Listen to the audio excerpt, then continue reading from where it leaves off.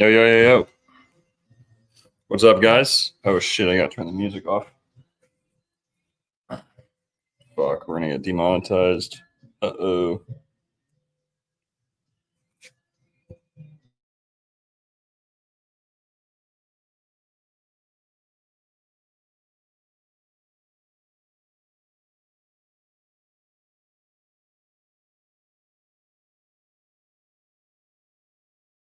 Give me 1 sec, guys. My bad about that. Here, I'll throw some other music in there.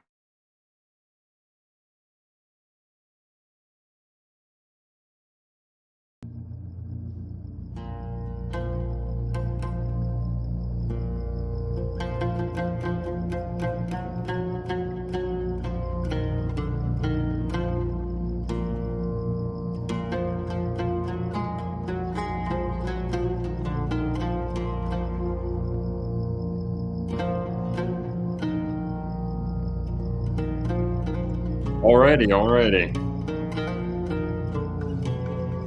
We're ready. So, how's everyone doing tonight? I'm gonna turn the music down. We're gonna keep it going, actually.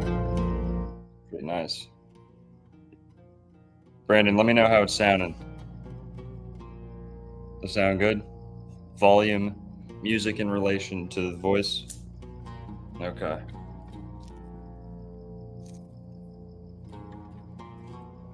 A little bite of an onion to start us off here.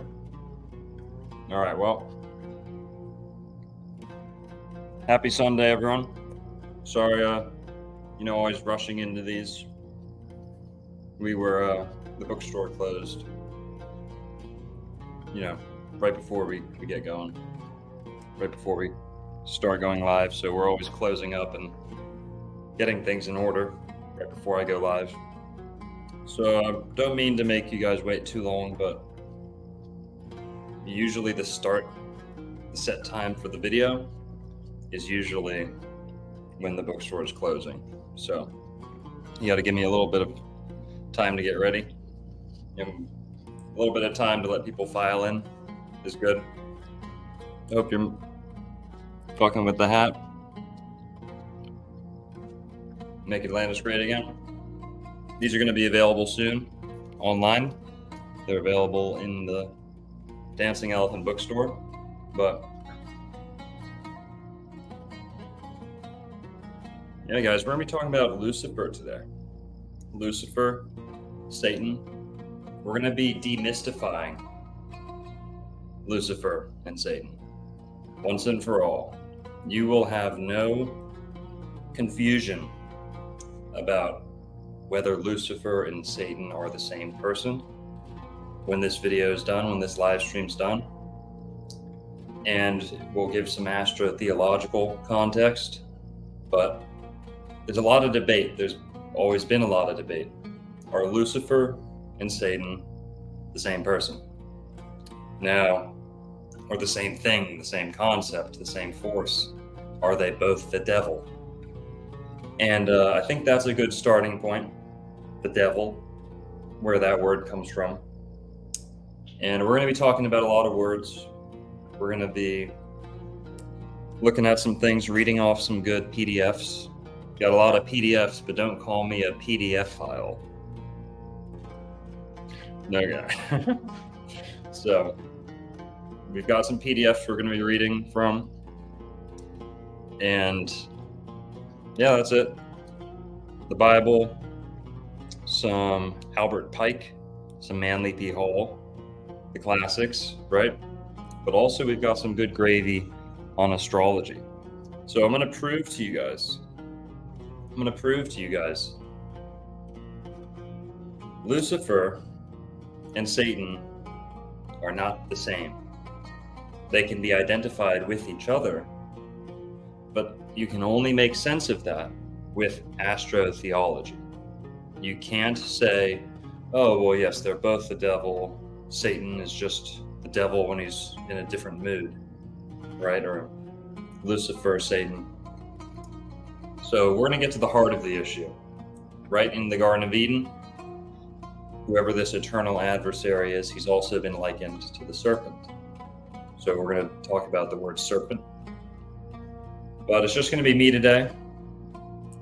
No Shem. No one else. Just me. Yeah, I should blow up my window too, so it's just me. But how's everyone doing out there? We'll take a little bit for people to file in. Got 200 in the chat already. Love to see it. Thanks for spending your Sunday here. Hope you're fucking ripped out of your mind. Hope you're been fully fumigated with the Lord's holy incense. The anointing oil too. If you're not a smoker, you can rub that holy anointing oil on yourself and share in the mindset, the mind space. Yeah. Question everything. Thanks for the 20 pounds. I think that's pounds, right? Not euros. Appreciate that, dude. Or dudette. No message with it, but I'll put that to good use. Thank you, man. And yeah, let me know how the audio's sounding in the back. Let me know how the music is in the back. Boom, there we go. That's what I wanted. Now we're in business. And look at this.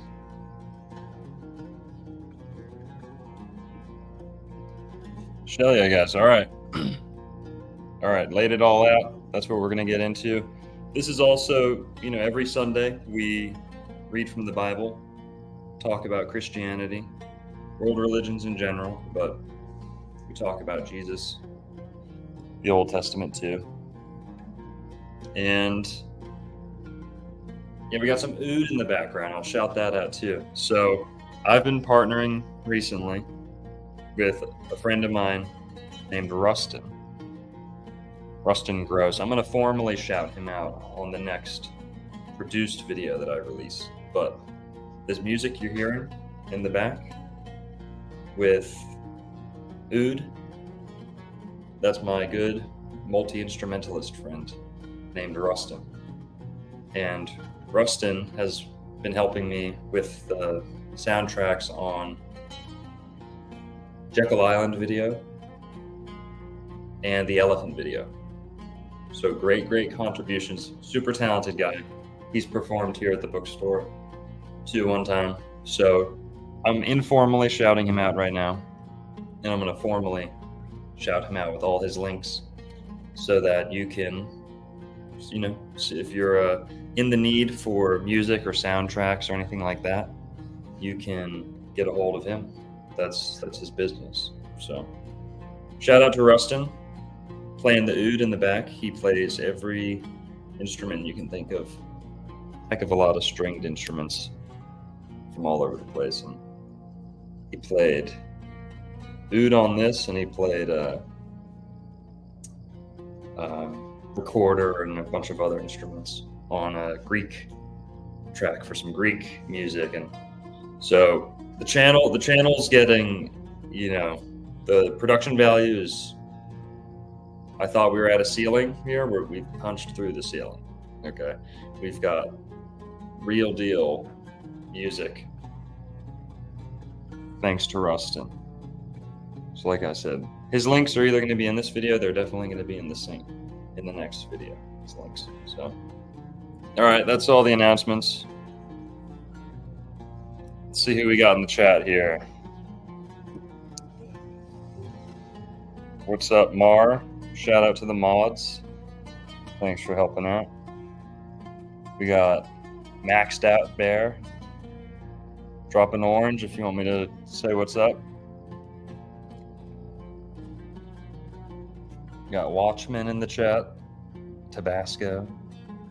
Paul Johnstone. Adriano, what's up? Zachary. Steezy.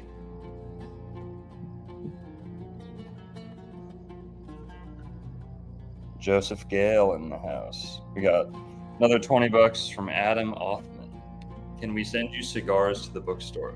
If yes, address. Yes, you can. I don't want to shout it out on stream, but yeah, feel free to. Dancing Elephant Bookstore. I love that. Appreciate that, man. What's up, Sherry? Thanks for holding it down. Timothy, thanks for the OJ, bruh. Harvard Smith D'Angelo in the chat. Amanda, Awakened One. Florida Man Food Forest. Hell yeah, that's a good channel. I like that name. Sasuke Uchiha, always in here. Showing support, appreciate it.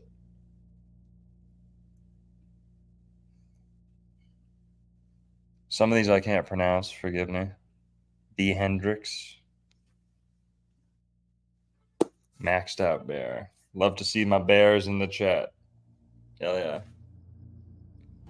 Black Johnny Quest, my man. Brown's boy, Tim Brown. Got a lot of Brown in the house. Going to Browntown tonight.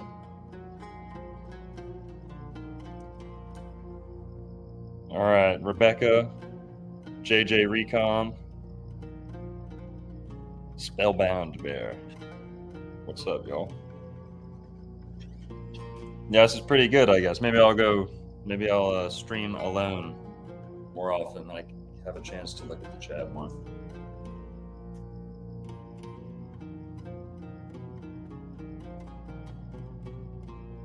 Where my real men at? Ooh, predator diet. Ooh, Dr. Longo, you should be eating blood and gore and lust. It'll make you a real man. Oh, cry me a river. Onions. Where my real men at? Real boys and girls.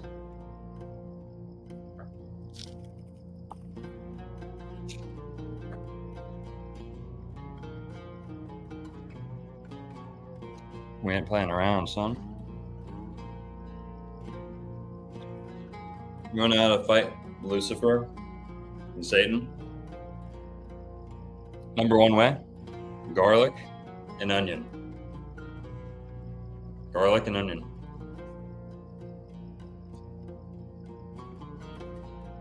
Parasites, the same way like a preacher or a priest would be the representation of good in the physical world, you've got to accept there's physical representation of evil, right? And yes, there's evil people, but there's evil organisms, parasites. When Jesus is battling with the Pharisees, you can also interpret that as parasites. Parasites. Anyone who's into vampire stories, vampires are just parasites. Or, now, same thing with what I just said. Are there people who drink blood and act like vampires? 100%. We're not denying that. But inside of us, we're all susceptible to parasites, especially if you're on a meat diet, especially if you're on a blood diet, fish diet, sushi. Sushi's a big time killer. That's why you have so much suicide out there in Japan. Parasites. So the Pharisees, parasites, blah, blah, blah. Vampires can only be invited into your home. You have to invite them in. They can use every dirty trick in the book, but you still have to invite them in. That's talking about parasites. Onions and garlic are the enemy of the vampire because they're the enemy of the parasite. So raw onion, raw garlic, be careful with them, especially with garlic. There's whole groups of people who don't eat garlic because they're afraid of what it can do, because of how invigorating and fiery and passionate its qualities are. So basically, onion and garlic, guys. If you're afraid you might be dealing with any parasites or anything, pound some onion, pound some garlic. You'll chase the serpents and the worms, the dragons, right out. It's a very non-invasive, not messy way to deal with parasites. Yep. Onion and garlic. So this tastes like apple to me by now. Onions have a ton of sugar. People forget that. But if onion and garlic is very strong to you, if it's very off-putting, that's actually your parasites. That's a fact. So that's why I chew on onions. It's not just for show. I do it most of the day. And yeah, today I have. Today and yesterday. So let's get into it. We got some topic of discussion tonight is Lucifer. Lucifer is not the same as Satan. They're very close. They're interconnected. And we're really going to be honing in on the zodiacal sign of Libra. Libra. And we're going to find out Libra is actually synonymous with Lucifer, light bringer. And Lucifer is also somewhat synonymous with Venus, the planet Venus. But it really, what it encapsulates is the planet Venus and the planet Saturn. Because Saturn and Venus come together. Oh man, I need to change my setup.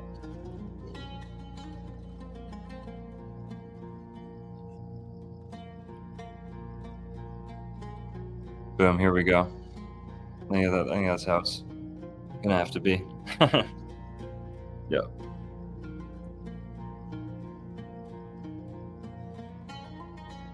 All right, there we go. Now you guys can see me. Nice.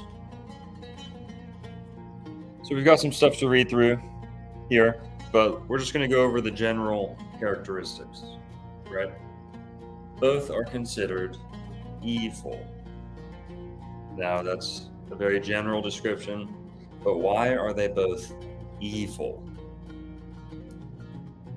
As I've talked about in many different live streams, in different videos, Adam and Eve represent many things, literal things, allegorical things, but what they really represent astrotheologically, which is the Bible in the sky.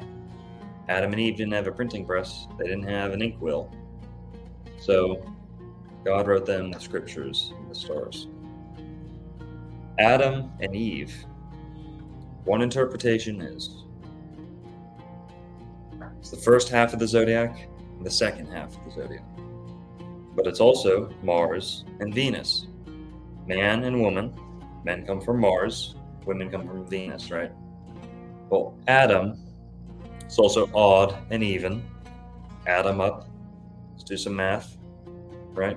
Odd and even. Add them up. But Adam and Eve is the first half of the zodiac and the second half of the zodiac. Adam is Aries. It's man, it's masculine. Now, Libra is also a masculine sign of the zodiac, but it's considered very feminine. It's the most feminine sign of the zodiac that's technically considered masculine, if that makes sense.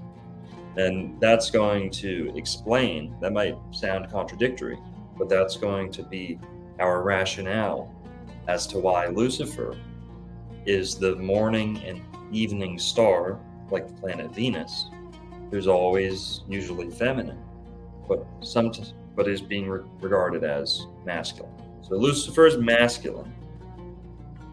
Venus is feminine. How are they one and the same? Well, Libra is a masculine sign of the zodiac, but it has a lot of feminine qualities to it because it's ruled by Venus. And then in the sign of Libra also, Saturn exalts. So this is what I'm getting at here. Lucifer is roughly synonymous with Venus, and Satan is roughly synonymous with Saturn.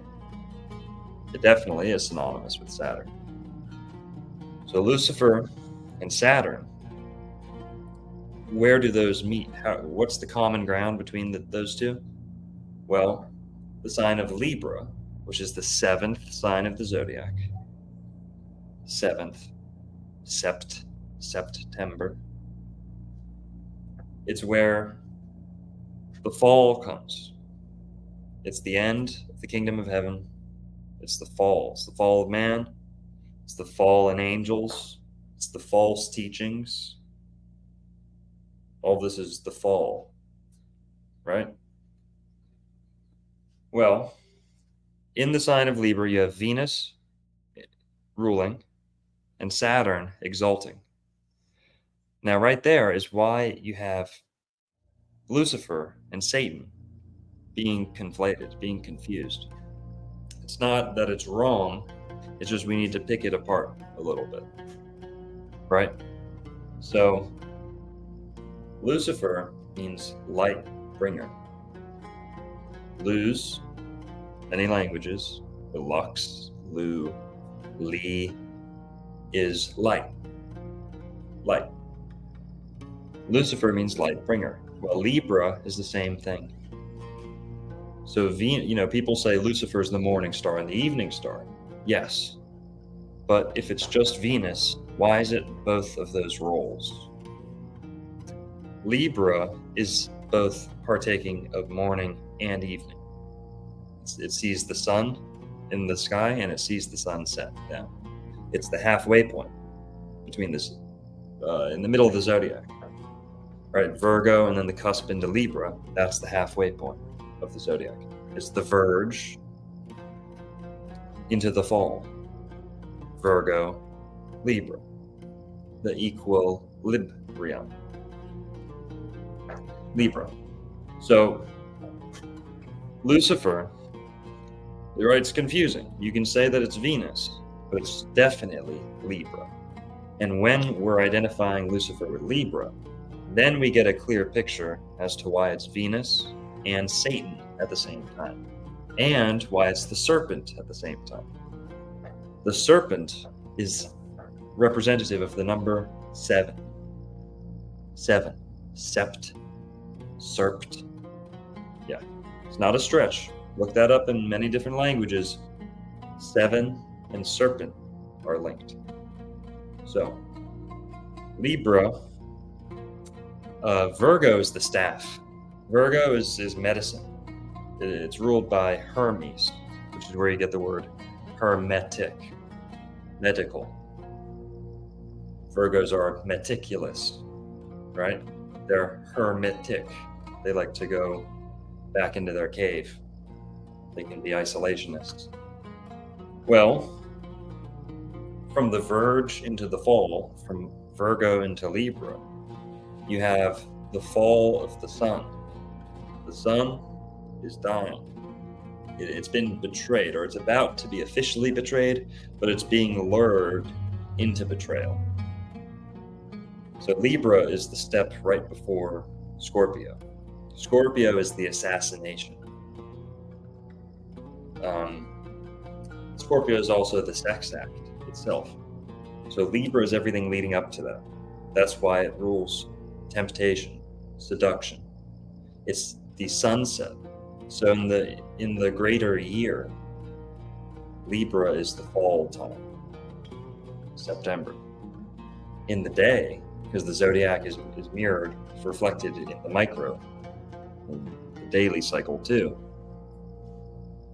Libra rules the sunset. Sunset. And this is why Saturn exalts in Libra. Saturn is the opponent of the sun, you could say. They're opposed to each other.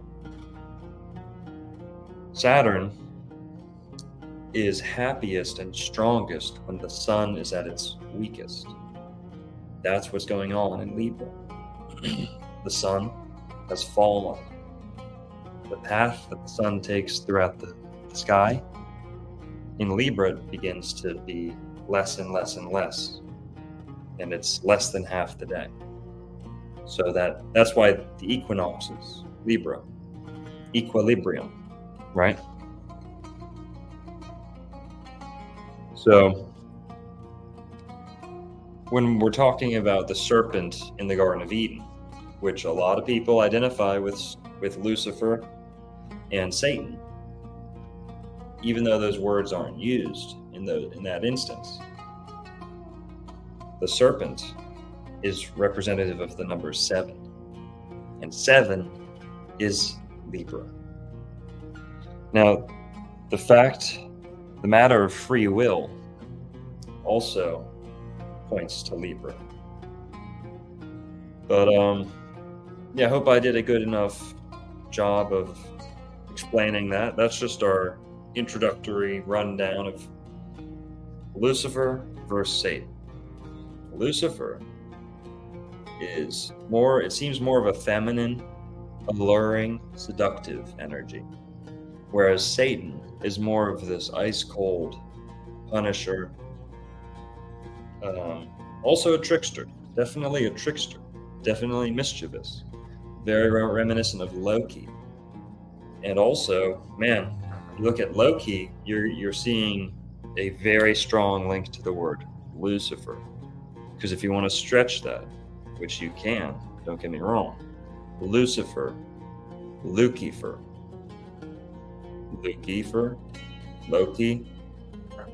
Loki, yes. The word lucky comes from Lucifer too. Well, all right. So yeah, and what else are we told about Lucifer? Lucifer apparently was an angel of music. He presided over music making. And this is another nail in the coffin that we're talking about Libra here. Because Libra is the liar. Libra's the liar. Who knows what a lyre is? Like a little mini lap harp? It's a little harp. The lyre. So Libras, it's a fact, no shade, Libras make the best liars. Libra rules lying, and that's also why they make the best lawyers. The fact that Libra rules law, keep that word in mind, law. The fact that Libra rules law is going to tie us back into Saturn too. So you're going to see Libra rules 2 things in astrology: romance and law. So the romance clearly comes from the Venusian influence, Aphrodite, Venus, Freya. And then the law comes from the Saturnian influence. And the other words for Saturn would be Satan, Moloch, Loki, lock and key. Saturn's the god of imprisonment, law and base, low things, Loki, Moloch, Mulek, the mule. I guess we can talk about the symbols for the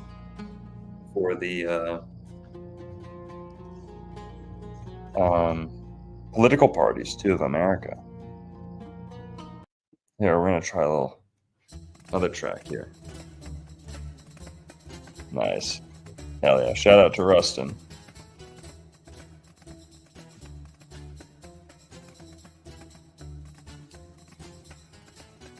Okay.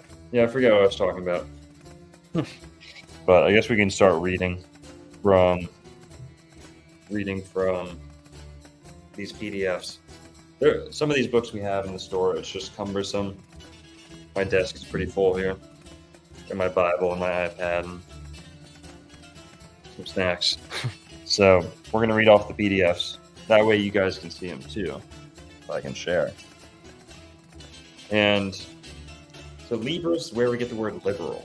So if there's one thing that I can prove to you tonight, if there's one thing that I can promise you is 1,000,000%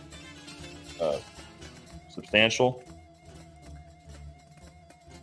liberals, the left, political left, is the Luciferian party. Leftism,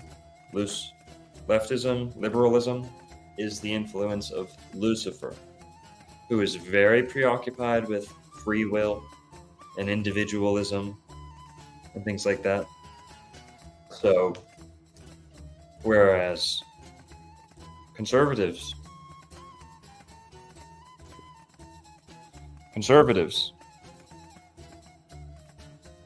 oh man,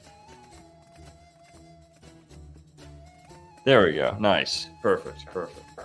Conservatives, Cancer. The word conservative comes from Cancer. So what you're seeing is a Jupiterian influence. Jupiter exalts in Cancer. That's why it's the elephant. So if you like the elephant lore for the political party stuff, go check out my most recent video, the Ringling Circus. Atlantis, Elephants of Atlantis. I don't know what I fucking title these things anymore. Elephants of Atlantis, Republican mascot, and the Ringling Circus. Very interesting stuff.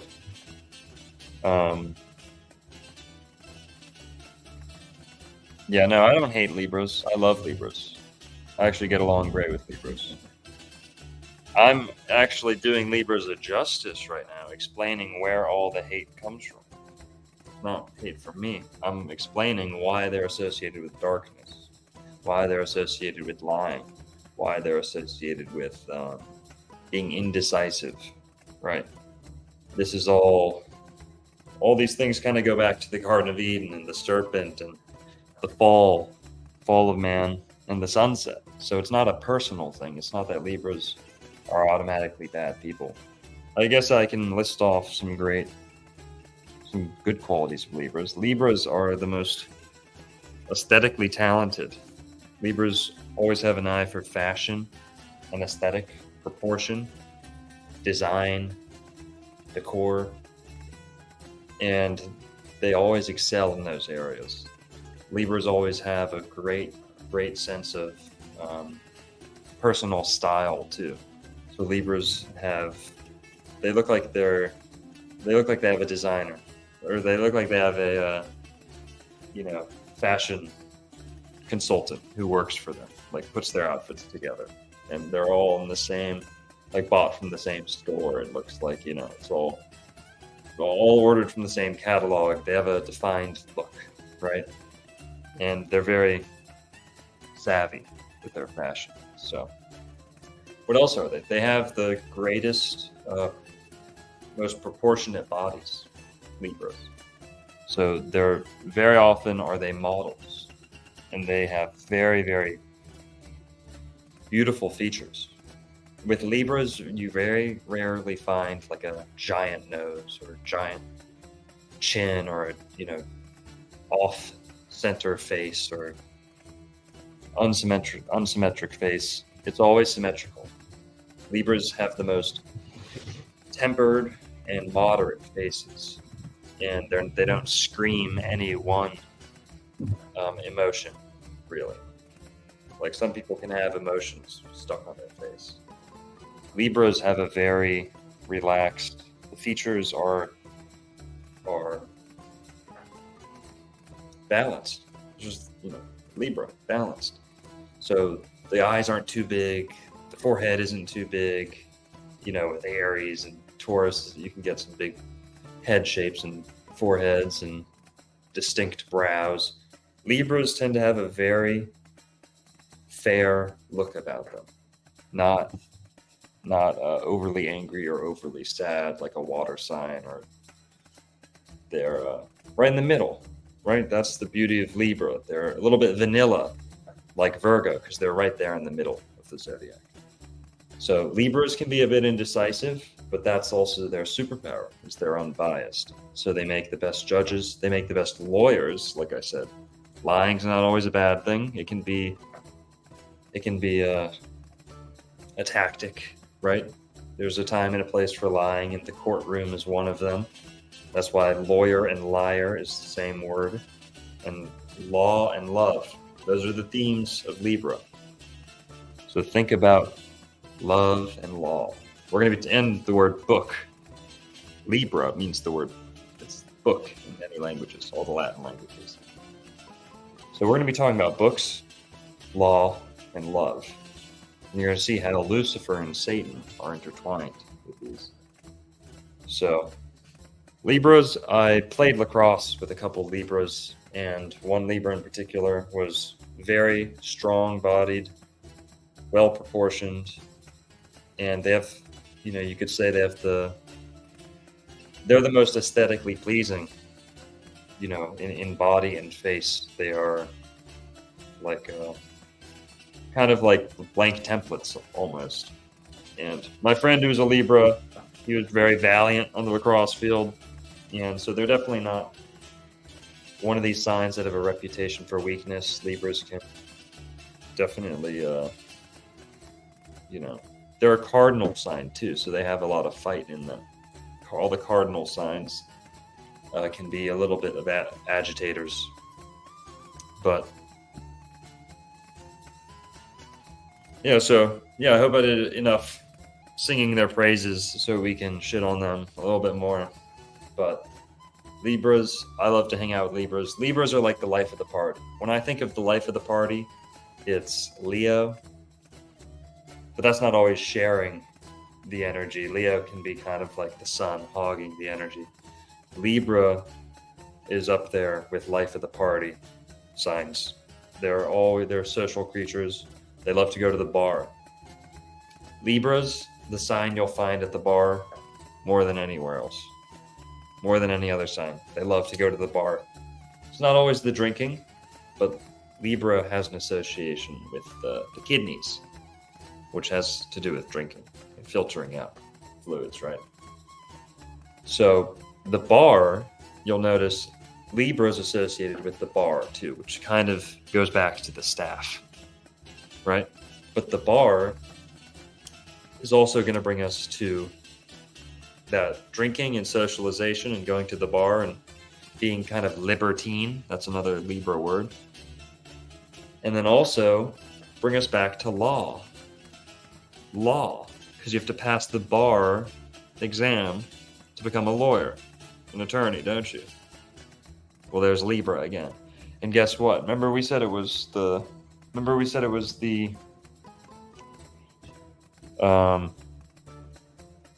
lower back, the kidneys. Here we go. The lower back. Well, guess what? Libra rules the lumbar. The lumbar. And the bar can either be the bar that's tipping on the top of the scale, or it can be the center post for the scale. So the bar, lumbar, lum is also synonymous with light. Lum. Luminescent. So lum, bar. And if you really want to stretch this, bar and bra. A couple languages switch the and the r when they're pronouncing it at the end of a word, especially. So Libra, Libar, right? Another word for book, Liber. We're stretching it a little bit, but bra and bar, Libra. Also, Libra rules bras. Bras are very,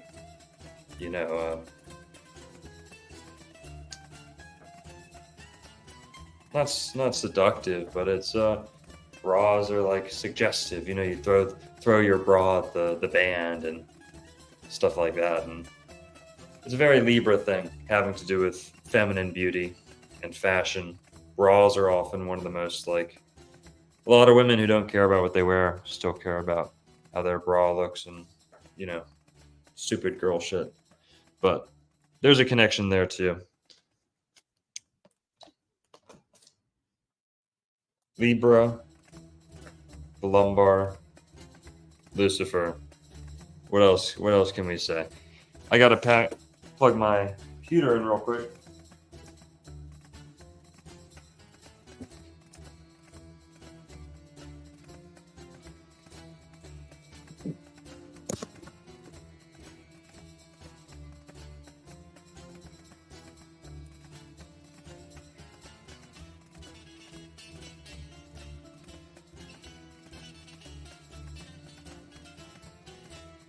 Here, you guys like my shirt?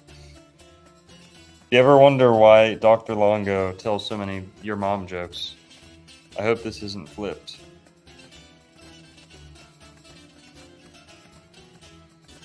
You guys see it? And when your mom warned you about the Irish, did she mention me by name? The Irish are the progenitors of mom jokes, guys. So, here, we're going to get into read a definition from a controversial figure. Hate him or love him, doesn't matter. But he was a Libra, and he had more insights into Masonry, Freemasonry, the occult, Satanism, Luciferianism than anyone else. So we're going to read from the Book of the Law here by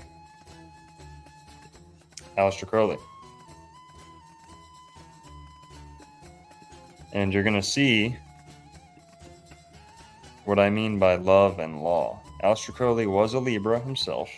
Like I said, hate him or love him, whatever. And we're going to try and zoom in here so you guys can see. But reading from the Book of the Law, which is a small book with a red cover. Maybe I'll go grab one. But just a short little snippet. We're cherry picking here. But I guess this is verse 57 or something. However he counts these. It goes something like this. And we've read this on the channel before. So forgive me if you're already up to speed on this. But it really proves the point.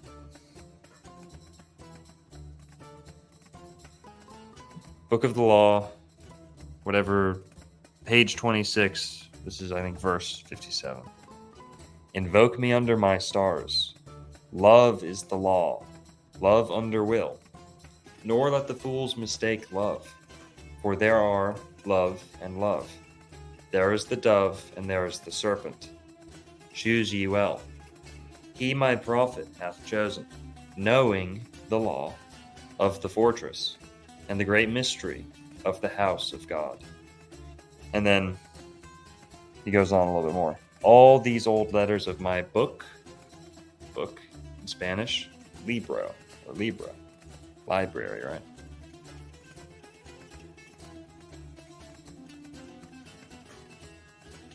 And there you go, Love and Law, Libra, right? And he named his book Book of the Law. So that's another, it's like a triple Libra reference. Love is the law, Book of the Law. And he also, right, it addresses the serpent, right? So he knew that. Then we also have Albert Pike here. So we've got Morals and Dogma from Albert Pike. Give me 1 sec. I'm going to switch screens here.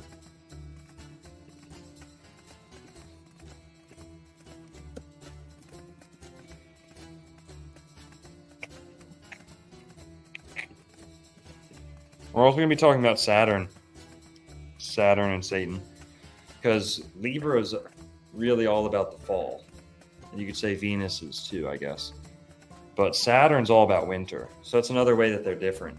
Saturn is truly, he presides over the winter. He exalts in Libra, which is the fall, beginning of fall. But hell is also El, right? Like Hellenic, Helios, but it's also El, the principal deity of the Phoenicians. So El is also your capital L Lord. Lord. In the Bible, capital L Lord.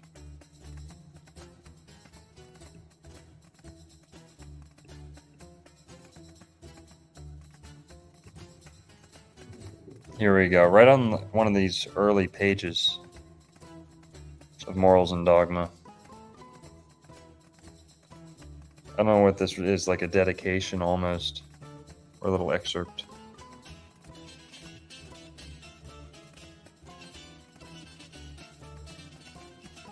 here. Switching over. You guys can see this. This is out of Morals and Dogma from Albert Pike. This little snippet at the top here. Lucifer, the light bearer. Right? Satan's not the light bearer, guys. Satan's never the light bearer. Strange and mysterious name to give to the spirit of darkness. Lucifer, the son of the morning. Is it he who bears the light, and with its splendors, intolerable, blinds, feeble, sensual or selfish souls? Doubt it not. So I'm going to be talking about Albert Pike and a lot of good Civil War history in a new upcoming video about the Knights of the Golden Circle. Very interesting stuff. It's a secret society behind the Confederacy. And the secret society had very occult initiation rituals, and they were related to the Templars and Masons and things like that. And it's going to tie into the Lone Star, the origin of the term Lone Star, too. Which Lone Star, in this Civil War Masonic context, was, almost certainly referring to Venus. So when you hear about the Lone Star of Texas, Lone Star of Texas, and by the way, Albert Pike was fought in the Civil War. And he was related to the Knights of the Golden Circle. He wasn't officially a member. People claim online that he was, but there's not any explicit proof of that. But, yeah.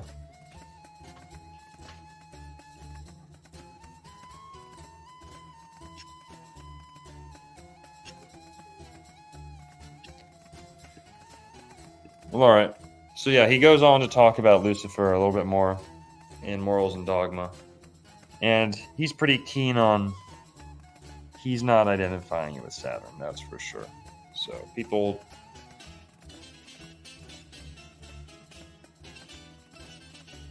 argue about whether,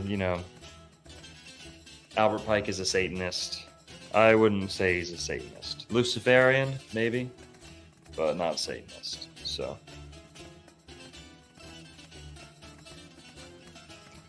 but now we're going to get into Saturn. Saturn is Satan, that's for sure. And Saturn partakes of Libra, but Libra is not necessarily Satan, right? So Lucifer is pretty synonymous with Libra, but Satan is not. So now we're going to switch over to another little article I found. I pretty much probably could have written this thing, but I would have been some nasty details in there, so best this guy did it. So he wrote it, not me. Shlomo sell a couple used refrigerators to your retired parents. Way too much money. Shlomo sell a... Alright, whatever. So we're at the Herbert D. Katz Center for Advanced Judaic Studies, University of Pennsylvania. And this is a little article, Saturn and the Jews. I always talk about it. Saturn is Saturn's Day. Jewish people worship on Saturn's Day, so it's... Forgive me for this car alarm going off here, but... Yeah, so we're just going to read from here, and you're going to see how Saturn and Lucifer are not the same thing, but we always talk about Saturn on this channel, so it's good to hear it from the horse's mouth. How about that? That's all we're doing here. No hate, that's for sure. But Saturn's the god of sacrifice, so this is going to explain a lot of stuff.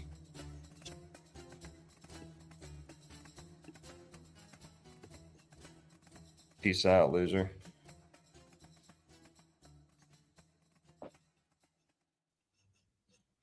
All right.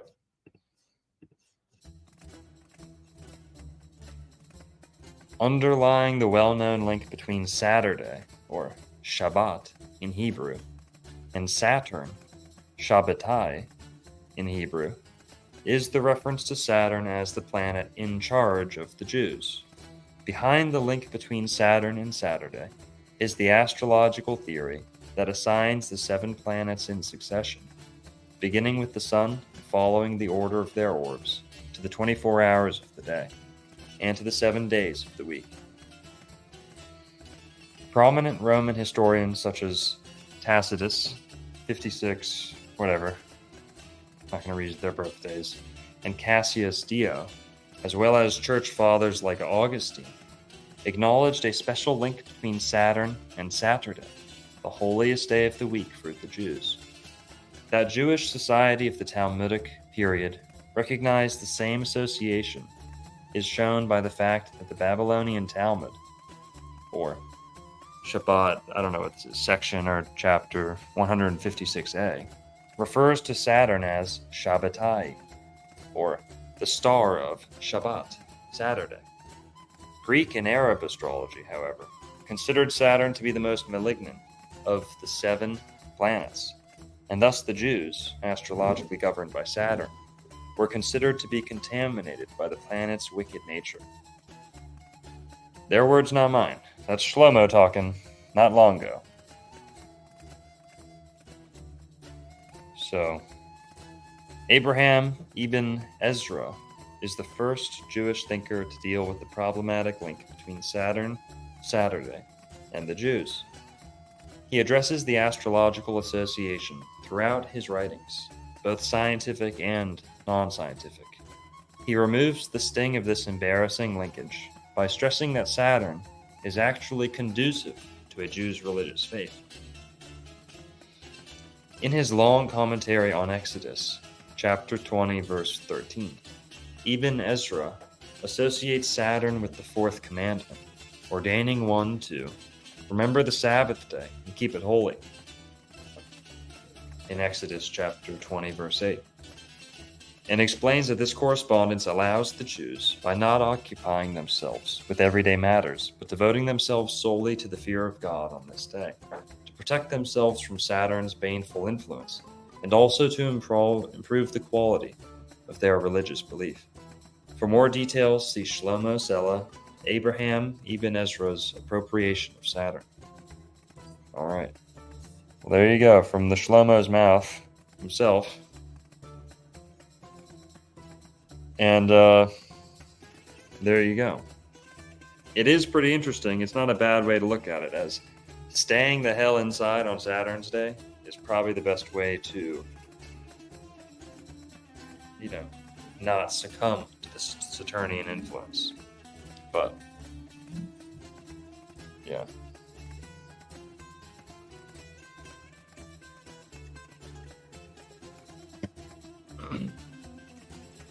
Let's see, what else we got? So, I'm probably going to take maybe I'll take some callers a little bit later. Depends how much we go, but there's another huge component to this. Another big component. Nice, yeah, there's Saturn. That's a good one. The other component with Libra and Lucifer and Venus and the temptation of Jesus is the number 40. The number 40. Okay? Number 40. You're going to find with the 40 days of temptation between Satan and Jesus. You're going to see 40 days in the desert, in the wilderness. 40 years in the desert, 40 days in the wilderness. Well, what's 40 of? What's 40? Well, this is also going to tie back to Venus. There is a Venusian cycle. It's a Venusian cycle. You're going to see the number 40 represented twice. So Brandon, if you could pull open to the geometry pictures, please. Just any of the yeah, that one. Perfect. Thank you. So what we're looking at here is a 5-petaled flower, right? Looks like some sacred geometry going on. But what this is the cycle of Venus, an 8-year cycle, right? is going to make this 5-petaled lotus. So this is actually where you get your pentagram from. So Brandon, I think there's a pentagram in there too.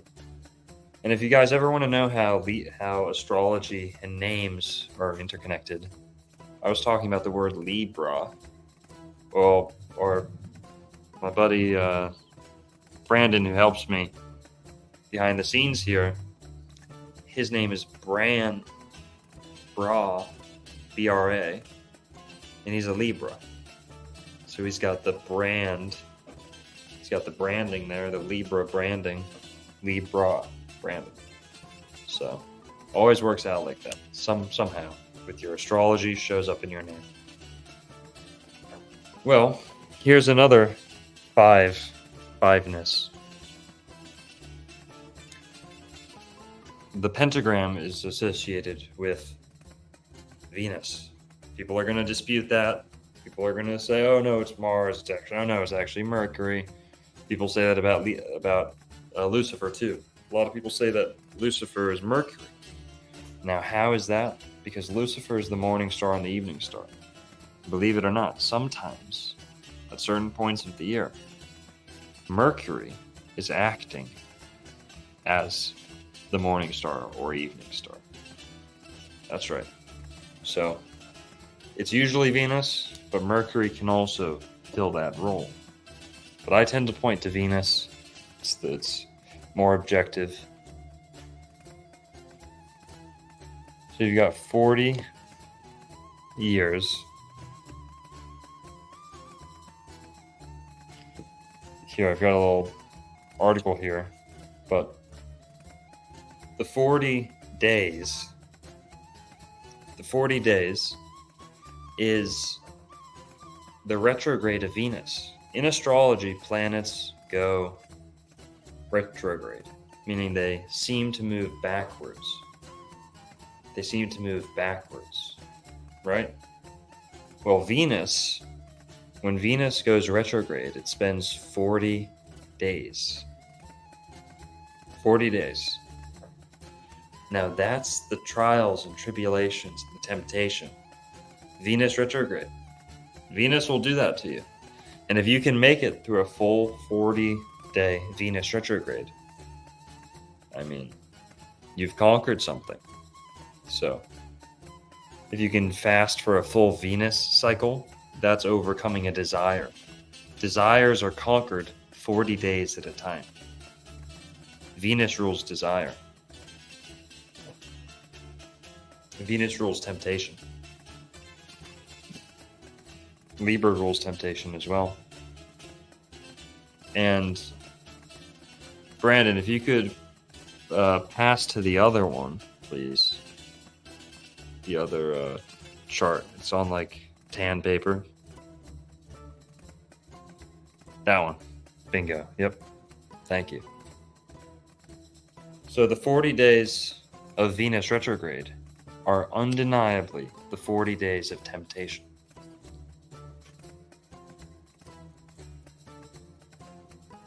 That's a good one. I'm seeing some good comments in here. Julie Loper says 40 is very significant in times of scripture.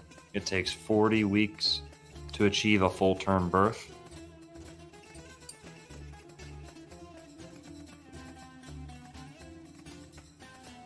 Oh, did I say something other than pentagram? I meant to say pentagram. Sorry if I said something else. That's Family Fungi. That's a good comment there too. I'm your Venus. I'm your fire. Your desire. Who knows that song?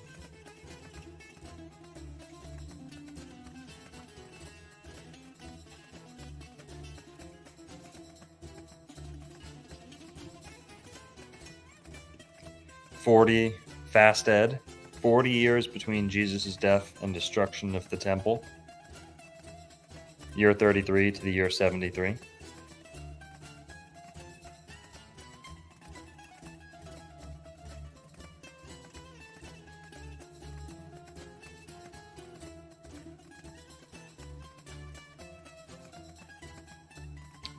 Rubestar. I do not think Lucifer is a physical entity. I tend not to think so. I think it's free will and the pitfalls and the temptation and deviance that goes along with free will. So Libra is all about libertine behavior, liberal, freedom, liberty. It's free will. That's the liberty of Libra. And like I said, it comes right before Scorpio, which is the assassination and the sex act. Libra is what comes before. So seduction or luring, getting lured towards a demise, like the sunset. The sunset is the most beautiful, alluring time of day. It's beautiful, tempting. It tempts you to go out. It says, come, spend the night, spend the whole night. But what comes? Only darkness. And bad decisions, typically, they're easier made at night. You know, some people say nothing good happens after, 8 p.m., 9 p.m., 11 p.m. So the night, the cover of darkness. Libra is the bringer of darkness. It's the evening star, too. Morning star and the evening star welcomes the night. So yeah, the Venus cycle in here, I'll show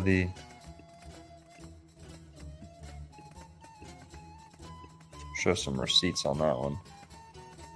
Astrologer Marina Macaria and a lot of other people way before him makes an interesting point that the 40 days and 40 nights of the Venus retro period corresponds to the 40 days and 40 nights that Jesus traveled in the wilderness. 40 is mentioned in the Bible often, but most famously when Jesus was tempted by Satan in the wilderness for 40 days. Wilderness, there's another good one. Venus is the planet of wilderness. Venus is the planet of wilderness. Ooh, there's shout out V, that's a good comment. 40-year-old virgin. Yeah.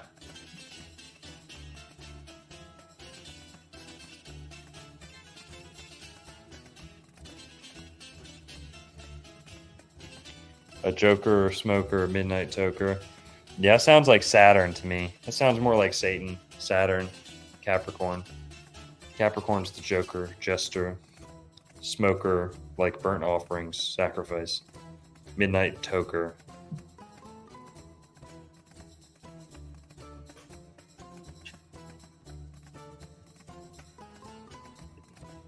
The Bible's a book. Does that mean it's all lies? Well, that's a great point.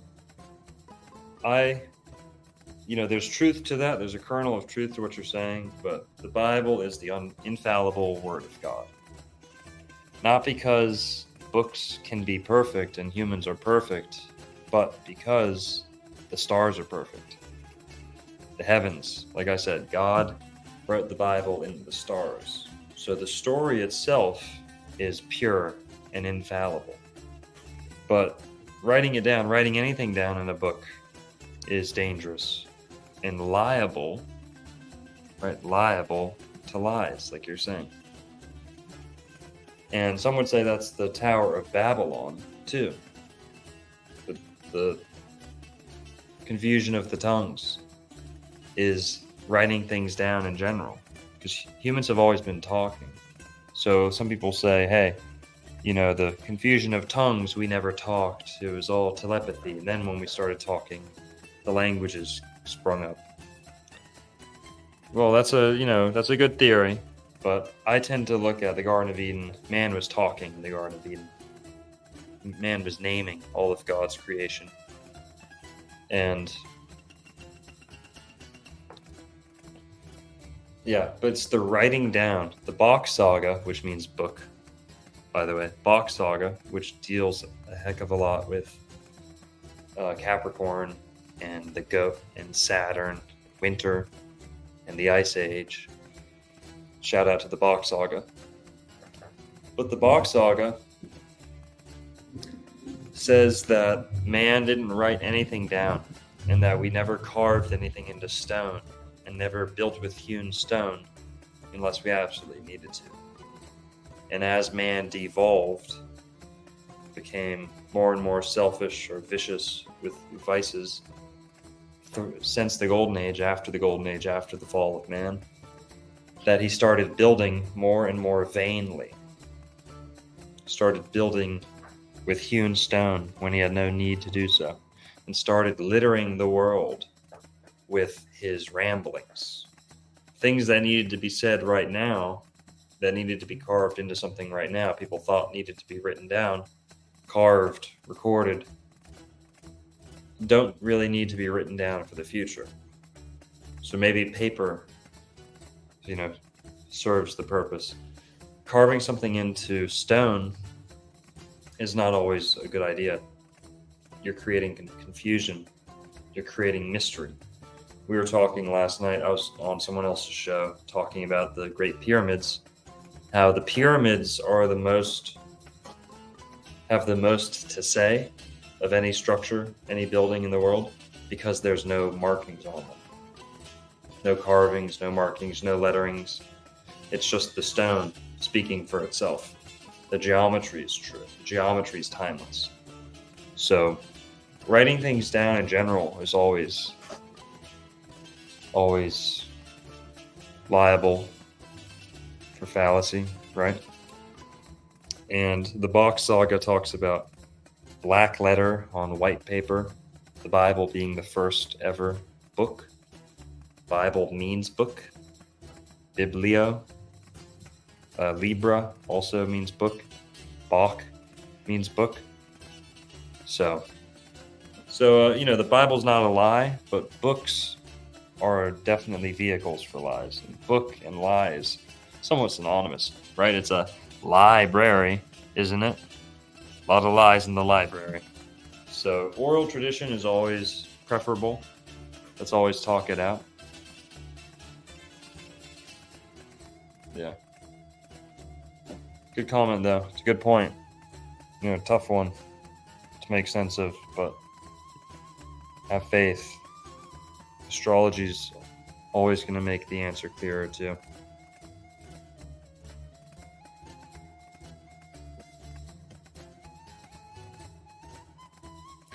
Let's see, what else we're going to get into.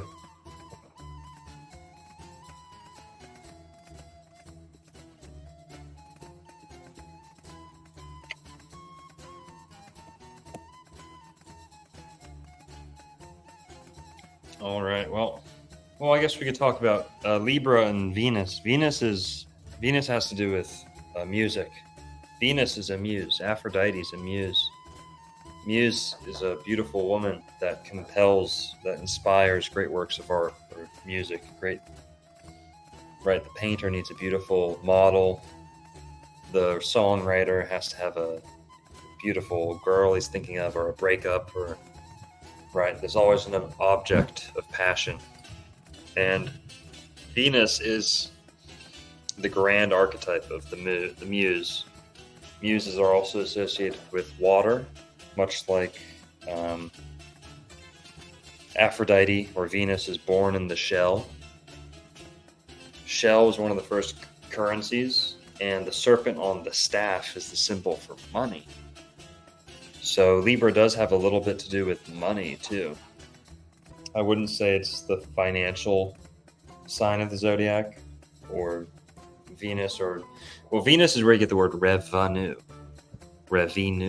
Venus, and a venue for selling. But yeah, whatever.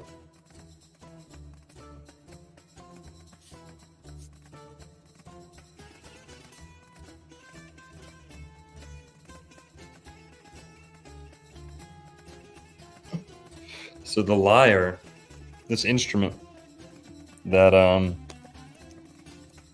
Libra is associated with,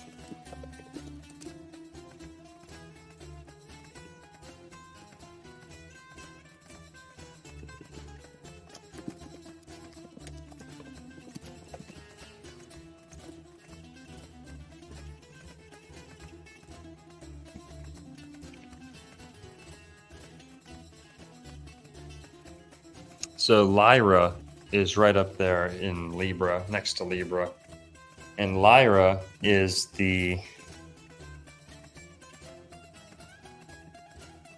this harp instrument.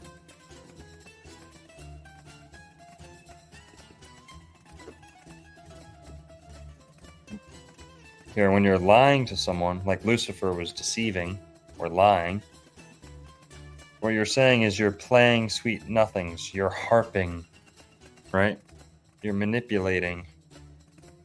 You're persisting with lies.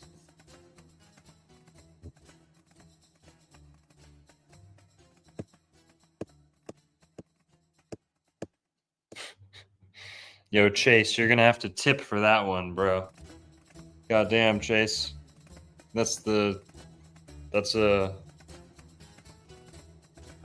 bottom. That's, if you want to get to the bottom of that, that's a deep rabbit hole, if you know what I mean. But yeah, that's, if you want me to switch direction and talk about that, show me the money. Show me the, No, just, I'm only teasing, but yeah, if you want us to switch topics, please do so in a super chat. That's a good topic, though. Adam Othman, thanks for the $4.99. Thoughts on ivermectin? It's made from Jap dirt. That's funny. Well,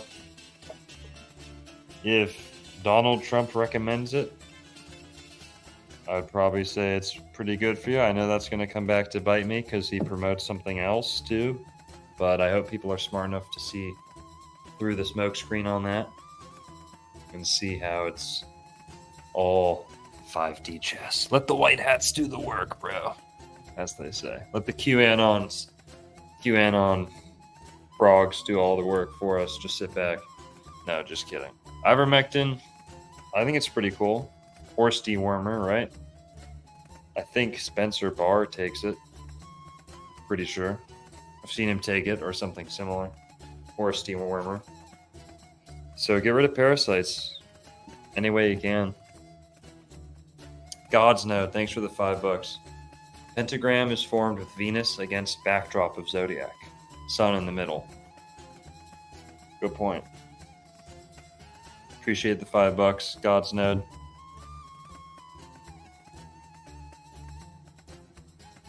All right. So this is a lyre. This is a lyre. It's pretty much a lap harp. Like, you don't have to sit it on the ground. You can play it in your lap. Not unlike a lute. A lute? Yeah. See how close we're getting to Lucifer, Libra, Lyra. The lute. If you work on guitars, if you specialize in stringed instruments, you're known as a luthier. Luthier. So words like Luke, Luther, all go back to Libra. And music. And why are we talking about this? Because Lucifer was the god of music. He was the angel of music. Well, Venus is the god of music, especially sweet and passionate music having to do with women and sensuality and stringed instruments. So, Lyra, Libra, right there next to Libra.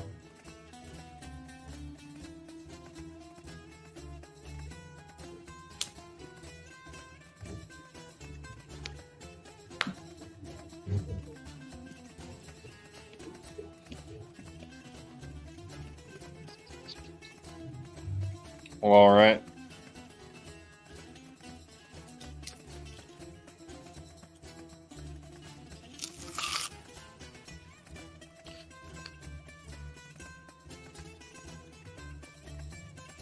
Well, I think that's most of the material.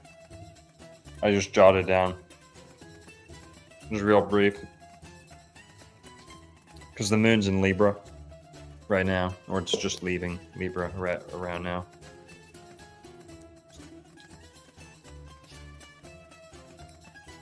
Right, where we get the word lewd. Good point. That's why you go to the loo. Go to the loo to do, dirty things.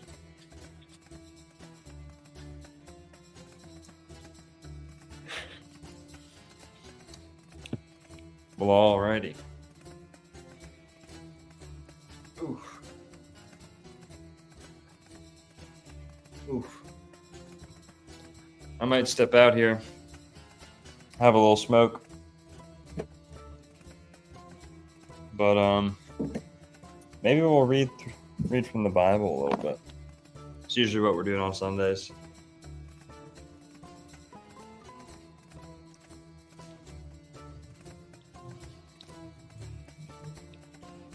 Hope we're answering some questions for you guys.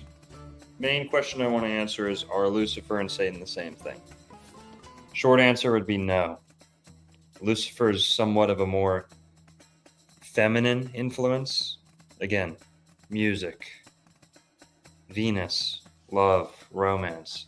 Saturn is much more the law and punishment. And yes, he's the trickster like Loki. And man, Loki and Lucifer are so similar. But Saturn is just more serious, or maybe, a jester too. He's the Grim Reaper. So grim humor. It's tragedy and comedy.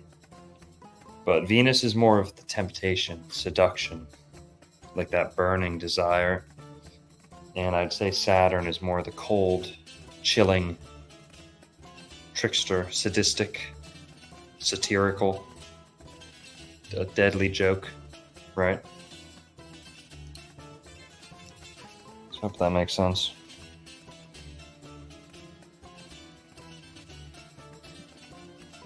Oh, who's the devil? Okay, good. Yeah, good question.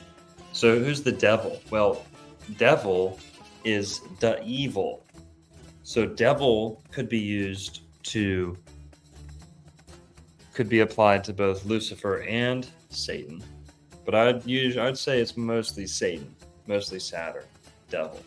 But where does the word really come from? It comes from deviate, devi, Devi. Is Lord Devi in the house tonight? We'll see if Lord Devi is in the house. But D-V-I, Devi, to deviate, to split in half, or to go both ways, to deviate, or to go around, right? But deviated is to be either fallen, sent off course, or to split your course, alter your course. Deviation, the devil. So it's right, what that tells me is right in the middle, like Libra. But also it's Eve. So Eve, evil, I can tell you where evil comes from. Evil comes from Eve. Evil comes from Eve. It's every bad decision going back to the very first bad decision. And yes, it might not be as simple as good and bad, but evil means transgressing. Maybe it's not always a moral right and wrong, but evil as an influence is transgression, fall from grace, setting the bar low, not meeting the bar. Eve and evil, like I said, Adam and Eve, odd and even earlier, which gets rectified with Libra, where it's added up, it's evened out, second half of the zodiac. It's also where Eve makes her bad mistake. It's the fall, the autumn. Autumn is the autumn, where AU, the gold, AU, the gold, AU is the symbol for gold, is entombed, autumn. So that's also autumn, fall, sunset. Set is also Saturn, by the way. Egyptian name for Saturn, Set. Right, evil is live backwards, good point. So evil, the evil is just the evil, devil, the evil. And evil goes back to Eve. Whether she made a good decision or a bad decision doesn't matter, but it was a very consequential decision. So Adam becomes Atum. Adam at the beginning becomes Atum, is entombed. So yeah, let's see what else. We'll put out the I'm gonna put out the StreamYard if people want to call in. Real quick, give us the chat's gonna be up there. Google Chrome works best on a laptop, but iPhone works pretty good too. Hit the link and call in and let us know what you think about Lucifer or Satan. Tell me if I got it wrong. Tell me what you think. We can debate. We can agree. You can ask me something. If you're smart, I'll ask you something.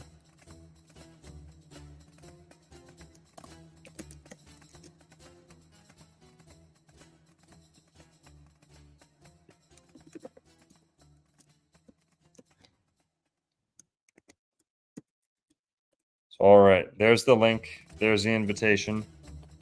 It's in the chat. It's on the screen. Might be hard to copy and paste, but mods, if we could post that, please. Feel free to call in, y'all. Let's talk about Lucifer and Saturn. Lucifer rules the fall. Saturn, Satan, rules the winter. Saturn's real happy. He's very, he's exalted in the fall time, but he's still waiting for winter, which is his true domain. So there's the link on the screen, guys. Call in and we'll let you all pull in order once we got a couple in the waiting room.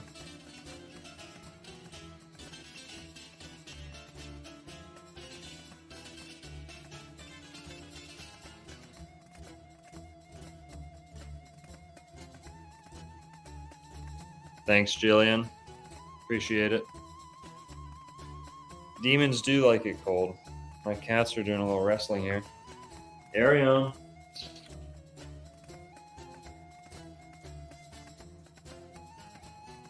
Arion. Come here, mister. Arion.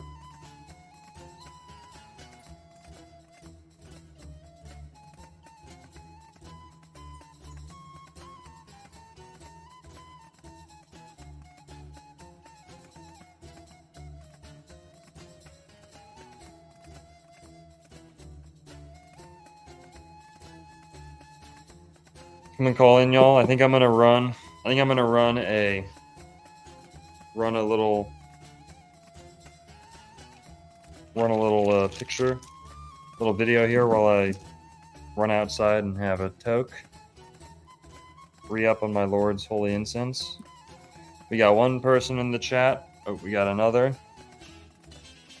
And let you guys file in.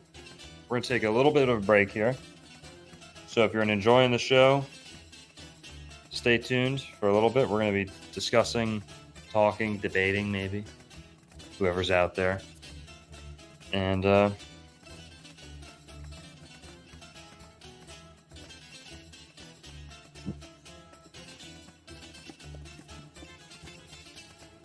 got a little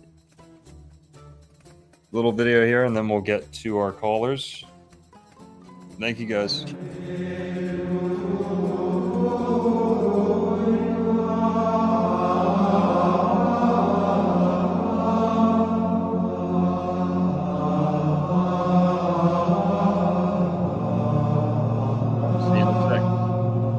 To call in and we'll get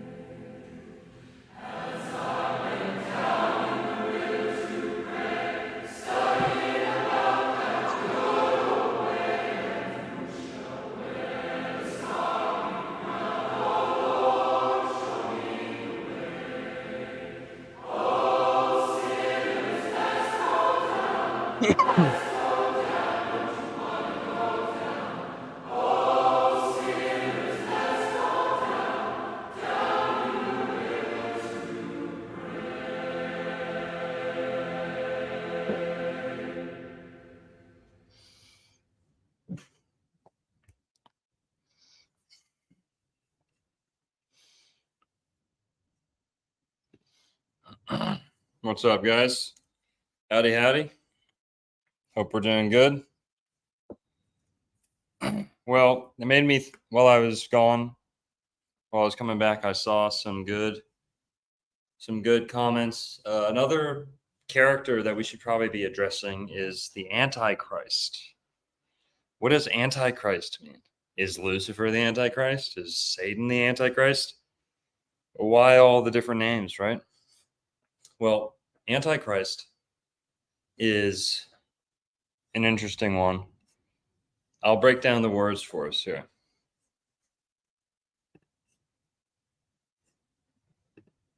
Oh man, I was on the wrong camera.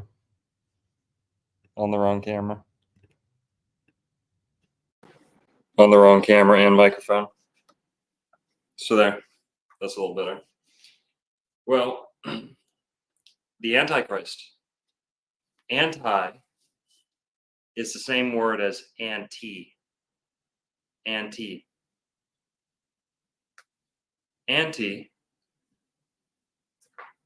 Antichrist. Anti means before. So anti means like opposed or opposite, but it really comes from before, right? What comes next is different than what came before. So Antichrist is what comes before Christ. Now, as we all know, Christ, Jesus, is identified with the sign of Pisces. Sign of Pisces. So Pisces is the sign that cries the most. Cries, Christ. Jesus wept, did he not? Jesus washed the feet. Jesus urged peace, pacifism. He was somewhat, I'm not trying to be heretical here or anything, but Jesus was a little bit of a pussy, pacifist, pushover, right? These are Piscean traits. Folding, bending the knee, turning the cheek. Pisces can certainly be guilty of that. And that's not any, no shade being thrown. But Pisces is also the fish. So fishy, right? A fishy handshake. Sometimes Pisces can have this fishy, weak handshake. Pisces is, for those that don't know, the last 2,000 years have been the age of Pisces. Age of Pisces. And yeah, passion is another word too. The passion of the Christ. Passion, that's another Pisces word. So compassion, right? Peaceful, pacifist. These are all Pisces words. And Pi Day is in Pisces, 314. Florida's birthday is in Pisces, PP. Well, Christ has the word cry inside of it. Jesus Christ, Jesus is identified with Jupiter and Neptune, Poseidon. Poseidon is where you get the word Pisces and all psychology, all words with a silent P in the front. So, Pisces is Christ, identified with Christ. Jesus was born ushering in the age of Pisces, whether you like it or not, whether you believe in astrology or not. Jesus ushered in the age of Pisces. You could say Jesus was the age of Pisces. So the Antichrist is what comes before Pisces. That would be Aquarius. The ages go backwards. The ages go backwards in astrology. So Aquarius comes before Pisces, but in the ages, Aquarius comes after Pisces. Make sense? So there you go. Antichrist is the age of Aquarius. It's coming. Some say we're in it. Some say we're we've been in it. Some say we're about to be in it. It doesn't really matter. We can all rest assured we're right on the end of Pisces and right on the beginning of Aquarius, right in between there. So Antichrist is Aquarius. It really is. Science. Yep, science. Very Aquarian. The first scientist, you could say, the inventor of science, inventor of the scientific method, was Francis Bacon, who was an Aquarius. Aquarius is excel at science, right? I'm not much of a science guy, but I like Francis Bacon science. So, all right, we got some callers in here. We got some familiar faces. But what's up, L? How's it going, L? Hey, what's up? Chilling, dude. Thanks for calling, man. How you doing? I'm doing good. Nice. What can we do for you?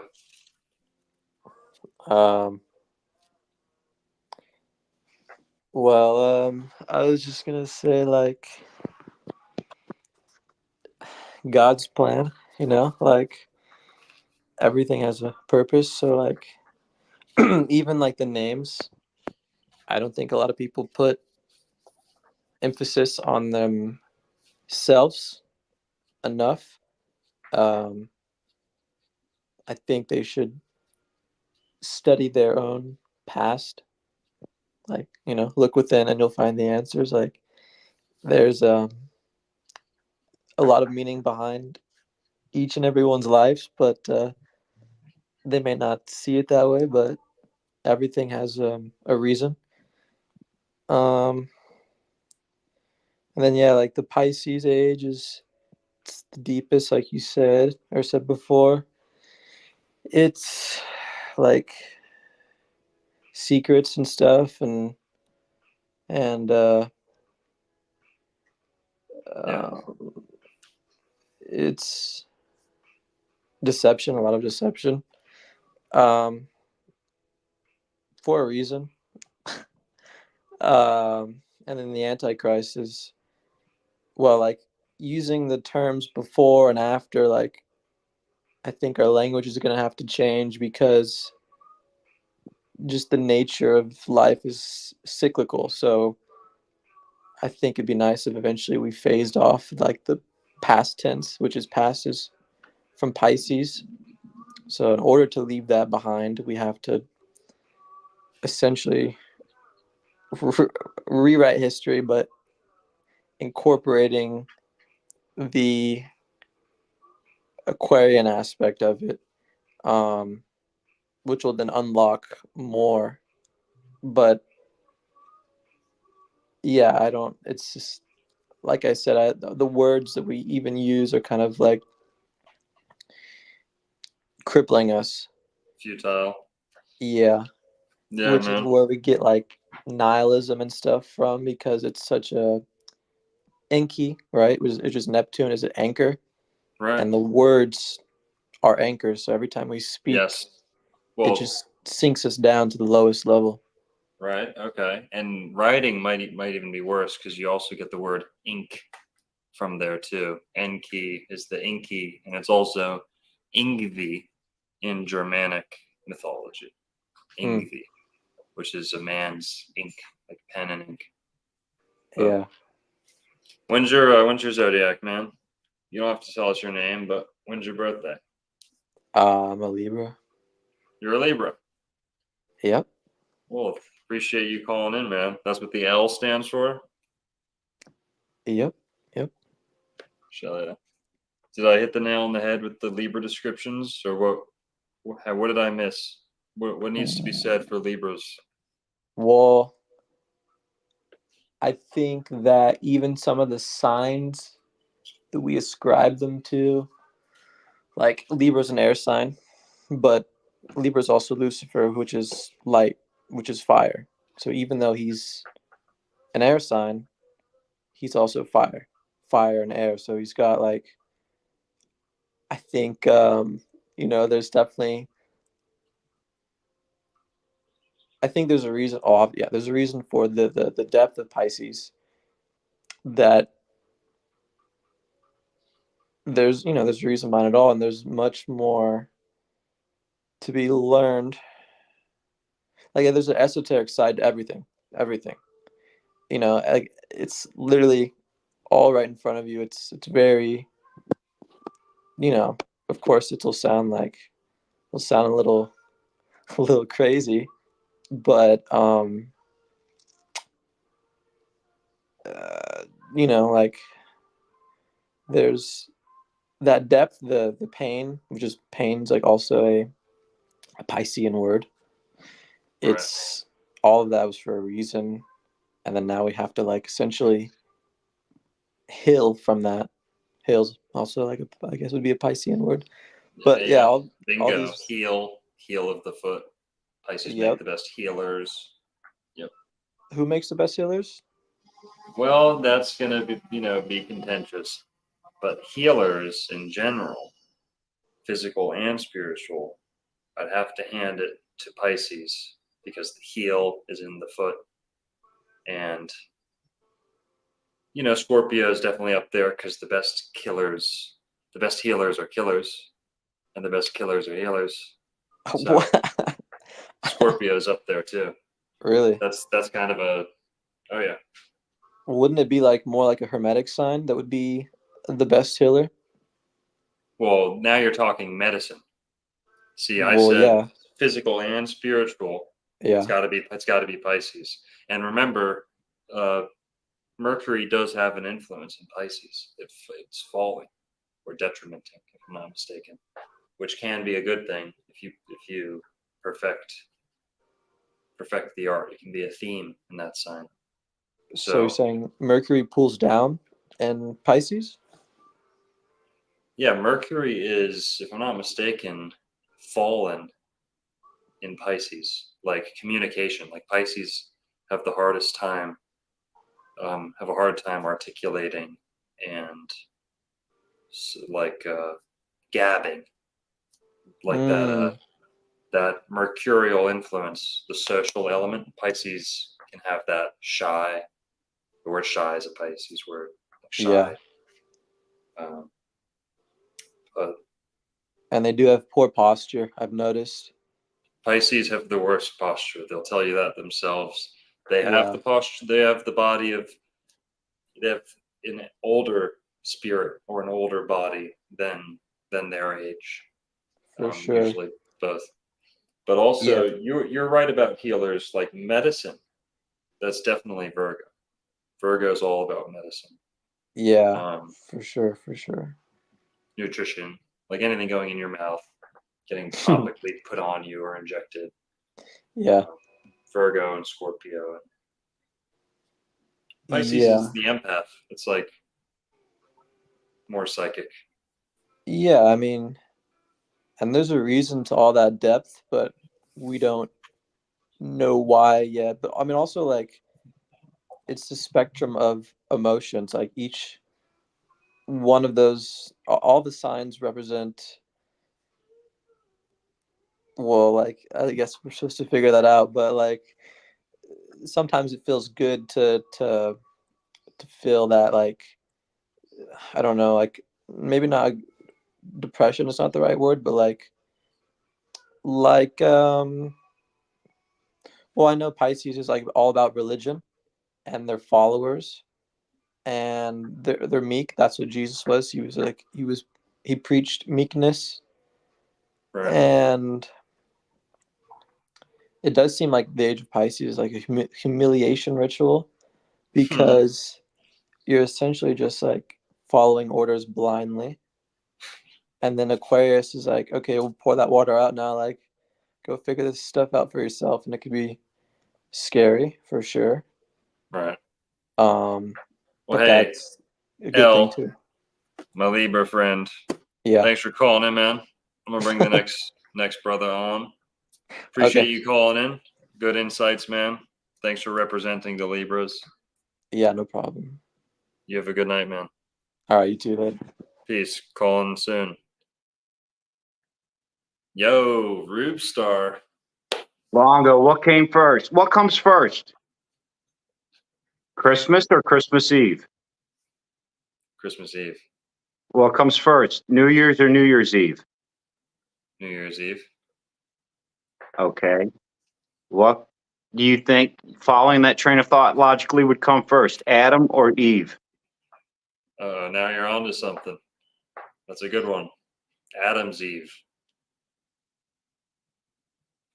Adam's Eve. Yeah. Eve came first, dude. It's in the name. It's in the goddamn name. Yeah. Now, Well, how deep? Eve means the sunset, or like the night, the falling before, right? So there still has to be a morning or a sunrise before that. Now, how deep are you getting into from Yanko? Not much.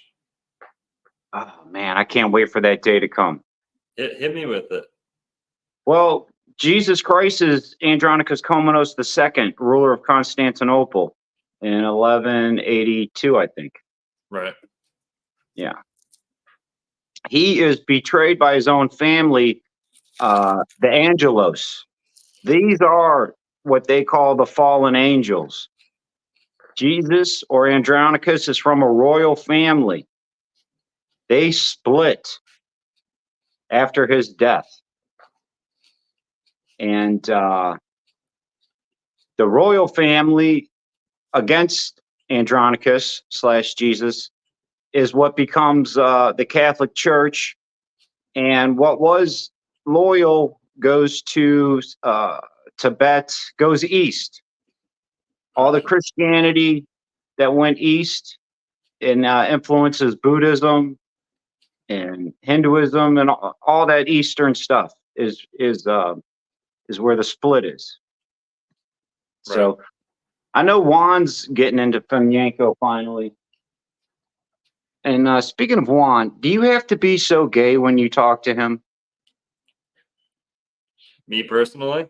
I mean, you guys are always talking about doing each other's mothers and slapping each other on the ass, and Jeez, I mean, you never noticed, did you?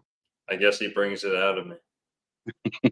He's really attracted to me. I know he always goes there. Okay, I'll take that. Also, in the Andronicus story, Satan is an actual pharaoh.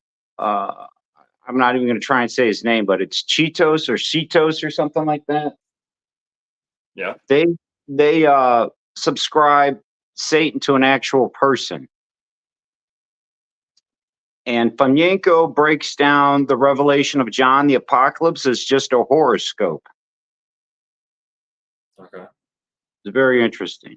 When was your birthday again? January 7th, 1973. Right. And speaking of birthdays, do you know what time you were born? Yeah, I do. Do you want it? Lay it on me, because I'm wondering if you're more a 22nd or a 24th.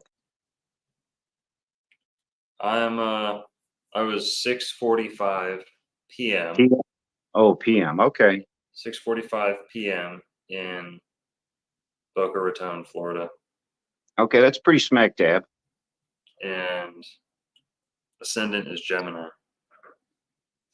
Yeah, I looked up your Saturn and your Jupiter. You know, your Jupiter is right around my birthday, Capricorn 2. Go the extra mile is your good luck. Oh, yeah. And who's that guy you do Astro Chats with? Alan Erickson. Alan has Capricorn 2. His Saturn is in Capricorn 2, which makes him boring and predictable. Stuck in a rut is his negative karma. Uh-oh. So your Jupiter and Saturns are like both in Capricorn 2, which is my or the second week of Capricorn. That's what I mean when I say Capricorn 2, Right. which is actually my birth week. Okay. That's nice, man. Thanks for going and figuring that out. Now, Yeah. I know you didn't get into the moon's nodes, I was hoping you'd send me your address because I wanted to send you some books. Okay, where should I talk to you Hit me on? up. Well, what's good for you? I'd say Instagram. We had a little chit chat going. Yeah, here, I'll send you the address. Yeah, I want you to get into. Group star on Instagram. Yeah. What? Oh, I sent you my Gmail. I want your physical address so I could send you books Okay. and some Rube Star soap. Oh, hell yeah. Also, I'm working on a shirt for you, Longo. I'm trying to get you in the Rubiverse. You I would wear a love, shirt, dude. I would be tremendously honored to be in the Rubiverse. and I'll make sure it's either linen or cotton. No polyester for my man. Right. Yeah, I love cotton and linen. The concept of the Rubiverse is there's fact and there's fiction. The shirt will be fiction, let's say, because it'll be a drawing of you, it won't actually be you. But when you wear the shirt with the image, the drawing that I put on it, you will bring the fiction to life. You will cross over between fact and fiction. That's the whole concept of the Rubiverse. Okay. The insanity. I like it. Yeah. Thank you. We got Rube Star's Instagram in the chat, guys. If you want to say. Yeah, but I don't really do anything on Instagram. I do it on YouTube, and I got 10 more days till I'm off of probation. So my probation officer told me to lay low. Oh. And yeah, so once I'm done with probation for attempted assault on a peace officer, I'm going balls to the walls on my YouTube channel. Jeez, man. This ain't laying low. You're not laying low. Well, I'm not posting. I'm not really. Well, you don't know what low. You don't know what high and low is for me specifically, possibly. But there's a couple other things I want to hit you with. So the moon's node. Right. It's about to shift. Okay. By my calculations, and I'm no expert on this, July 5th will be the next new moon, and I think the node will shift, and we will be in a new karmic paths. These karmic paths, and the one book I'm going to send to you will explain it. The karmic paths last for about, I think it's 140 days. It's about 4 or 5 months.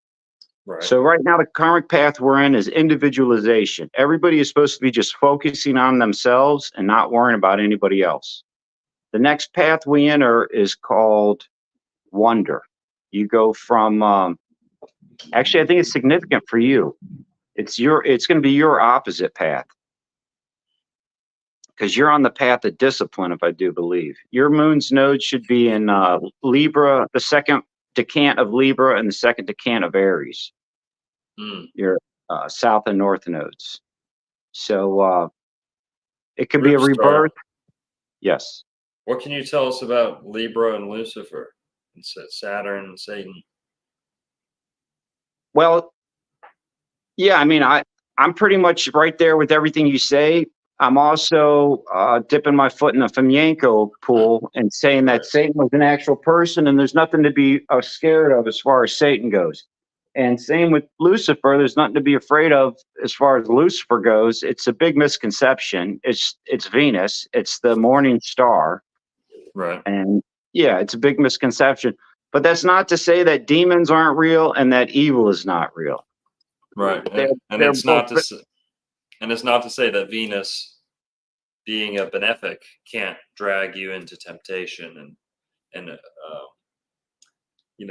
drag you down through your senses and lead you astray. And so, materialism. Sure. Material. Also, I read a book a long time ago called Deceptions and Myths of the Bible. And in there, the author suggested that Virgo and Libra should be switched. They used to be switched, or they used to be reversed. If you do that, think about this. And I'm just talking about symbolically, okay? If you do that, the 3 air signs would be the twins, a virgin, and then a man carrying water.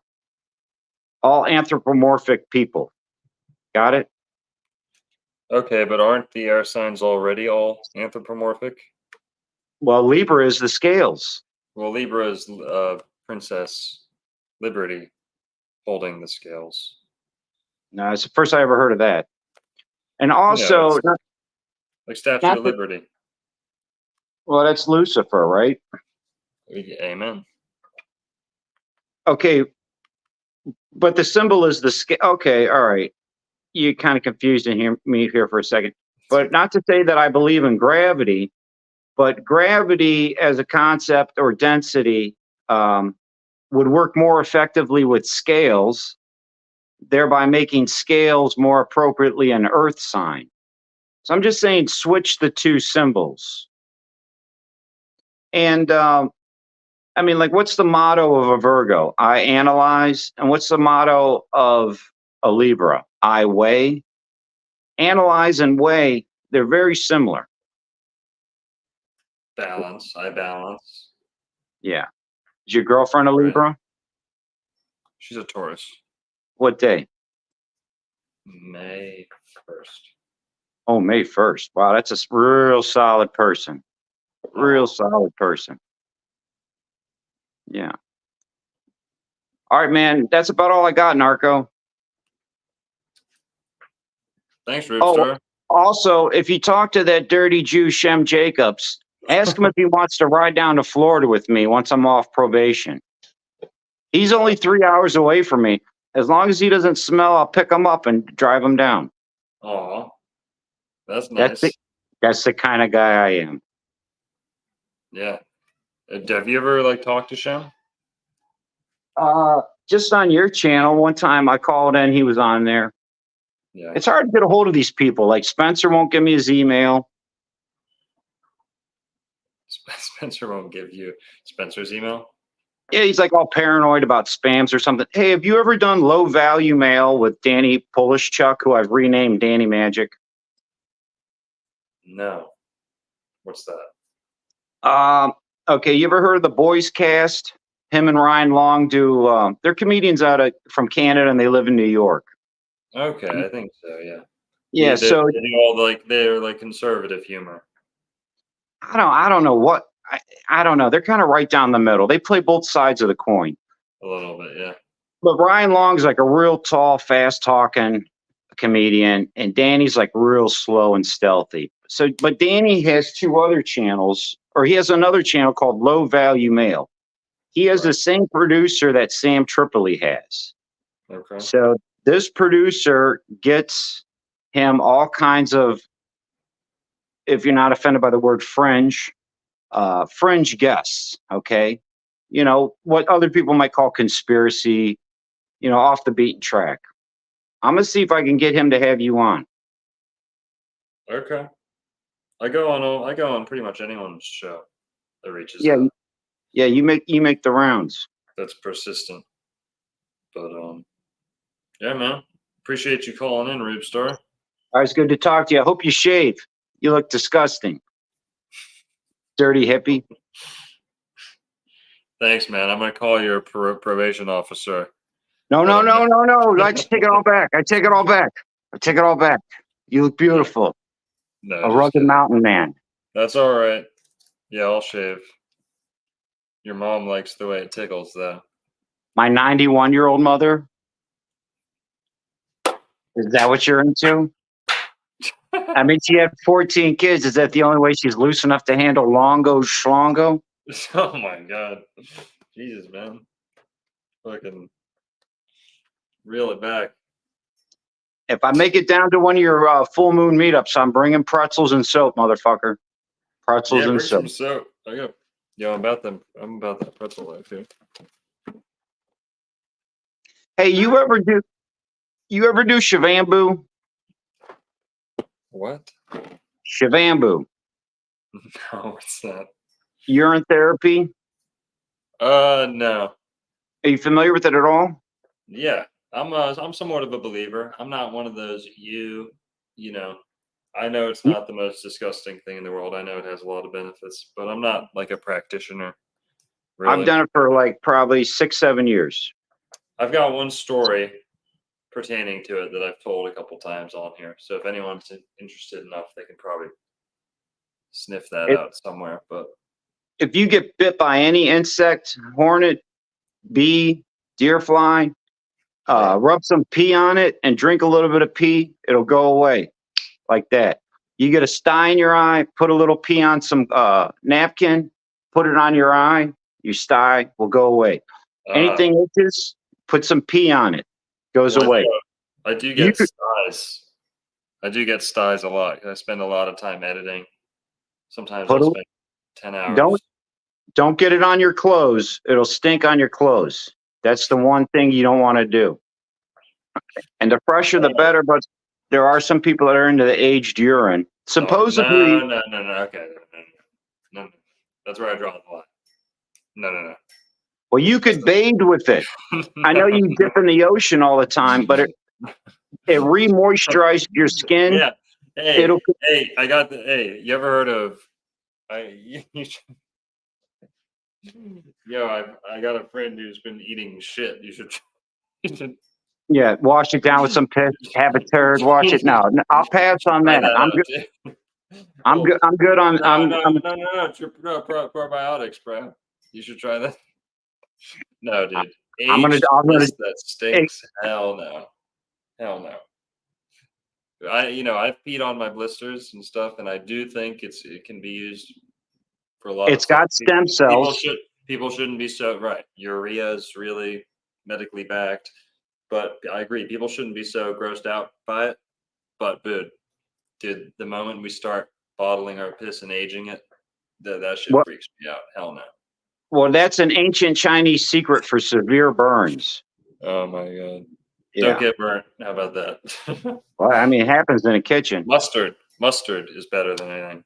In World War II, the soldiers used to pee on their wounds. If somebody got shot, the first thing they would do would pee on each other. Right. Extreme situations. Sure. That's and 100 years ago, it was common medical practice for a doctor to prescribe urine therapy. My grandfather, who I never met, my mom said, because I told her about this, she goes, I asked my dad, I said, how are your teeth so white? And he said he rinses with urine every morning. Now, here's the other thing. Here's the other thing. Okay, that was your dad? No, my grandfather. I never met him. But here's the other thing. What are you eating? It's going to affect the quality of your sample. You know what I'm saying? Right. One time I ate these nasty fry pies from this Amish bakery. Drank my piss. It was disgusting. I was like, oh my God. Yeah. Well, hey man, like I said, I'm pro urine therapy, but I do draw the line somewhere. You get bit by a poisonous snake, boom, you got the antidote. Amen. What do you got to lose? Yeah. So don't eat nasty food and your pee will be delicious. It also makes you happy. The first time you drink it, you'll get happy. It's really bizarre. I swear to God, you get happy. Rube Kelly. You're a pop star, Rube Star. They call him Rube Kelly. I remixed to Ignition, got bitches locked in the kitchen. Can't call nobody or send a carry or pigeon. Hell yeah. Well, all right, we're here about 2 hours. To the people who are calling in, we'll catch you next time. Sorry if anyone didn't make it into the room. Rube Star, we always appreciate you calling in, man. Hey guys, research urine therapy. Maybe it's not as crazy as you think. I know it's all pretty funny. A lot of MMA fighters do it. Okay. Well, where else to go from there? Hey, Longo, you got poison ivy down in Florida? Yeah, but I'm immune, motherfucker. I got a great cure for it. For maybe some other people who aren't immune. No, you're not whizzing on me, Rube. No, Rube Star, you're not whizzing on me. Turpentine. Pure Gum. Pure Gum Spirits Turpentine. It's a natural solvent. It's a paint thinner. The poison ivy is an oil that you actually would have to scrub off with soap. You just splash a little turpentine on your blisters, rub it off. You immediately destroy the oil. Boom. Rubestar is advocating pee drinking, and peeing on people against the law. I don't know. But if there's any beautiful blondes out there that are into golden showers, find me. No. Find me. All right. Hang on. We're gonna No, we're start the crossing a yellow line. We're crossing a line. revolution. The yellow revolution. No. All right. Rubestar, love you, man. Good night. Appreciate it. You're a pioneer. A pioneer going where no man's gone before. All right. Guys, we're going to wrap it up here. We've got a couple things to shout out. Almost 500 people in the chat. Appreciate it. Well, this is, if you'd like to support the show, we don't just do these rambling Sunday talks. We're usually reading from the Bible. This was just a special one. Like I said, the moon's in Libra.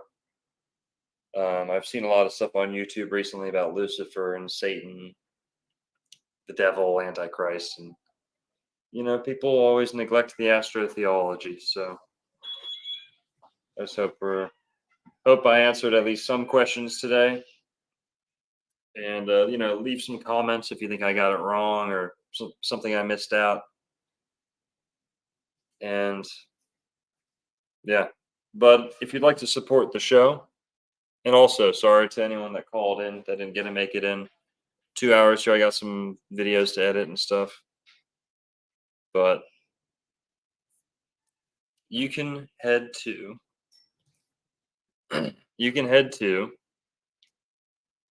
gallowglassbooks.shop.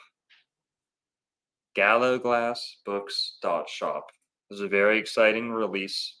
My brother's first published book. He published it. It's the collected writings of Plotinus, Porphyry, and Proclus, 3 Neoplatonist philosophers. And there's some great stuff in there about vegetarianism. And it's called Monad. So this is the Monad. And this book, this is my brother's passion project. And this is going to be available in store here at the Dancing Elephant in a week or two. And then, but you can also get it from the website. So gallowglassbooks.shop. It's on screen right now. Thank you, Jillian. Appreciate it. Gallowglassbooks.shop. There's no code on here. It's already discounted. If you hit the pre-sale, that's what's available right there. So that book's very, very good. That'll answer more questions than I can answer. Lots of good stuff in there. And yeah, look to the experts, look to the ancients. Gallowglassbooks.shop. Go buy one of these things. They're for a discounted price right now. Discounted at $50 American. That is a remarkable value because it's pretty much 3 books in one. It's 800 pages. It's a behemoth. And Ken Wheeler, shout out to Ken Wheeler on YouTube, wrote the foreword or the introduction. So very, very cool. The Monad. That's a book that every truther needs in their library. So buy one of those and support my brother and I. We'd really appreciate it. And then we've also got, maybe that book's not your thing. It should be, but we've got a whole array of things to choose from at the Dancing Elephant. So go to dancingelephant.shop. And at dancingelephant.shop, you can get a whole bunch of books. We've got crystals, and there's a code that you can use, OWF. OWF will get you 10% off. So if you're spending $500, you get $50 off. It can really add up. Our next meetup is going to be here at the Dancing Elephant. So I'm going to announce it soon, but the upcoming full moon meetup will be here at the Dancing Elephant. And so clear your schedule for the full moon upcoming. Make sure you're in town, Palm Beach County. Here's the code for Dancing Elephant Shop. Thank you, Mar. Appreciate it. Thanks to all our mods. And the code's OWF. That's it. Simple. Easy peasy. OWF. Dancing Elephant Shop. Books, crystals. We're going to have the Make Atlantis Great Again hats on there too.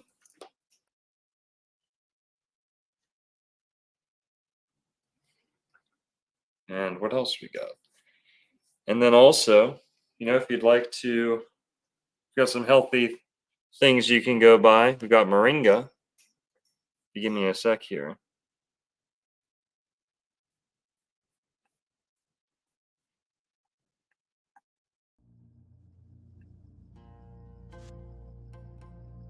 Got moringa.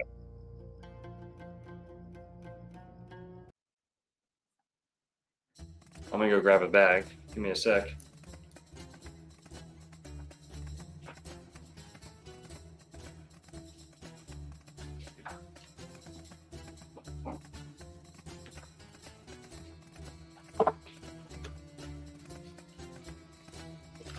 We got moringa here. Organic moringa powder. This is one of the sponsors that I'm proud to fill out to the people.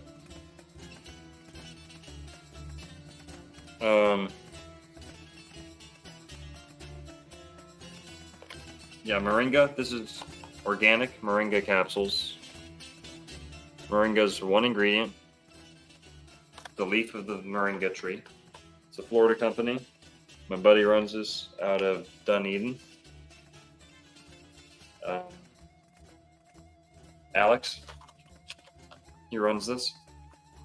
And 7 times the vitamin C in oranges, 4 times the beta carotene in carrots, 3 times the iron in spinach, 4 times the calcium in milk, 2 times the protein in milk, 3 times the potassium in bananas, and more fiber than oats.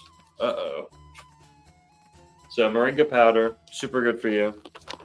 They call this the answer to world hunger.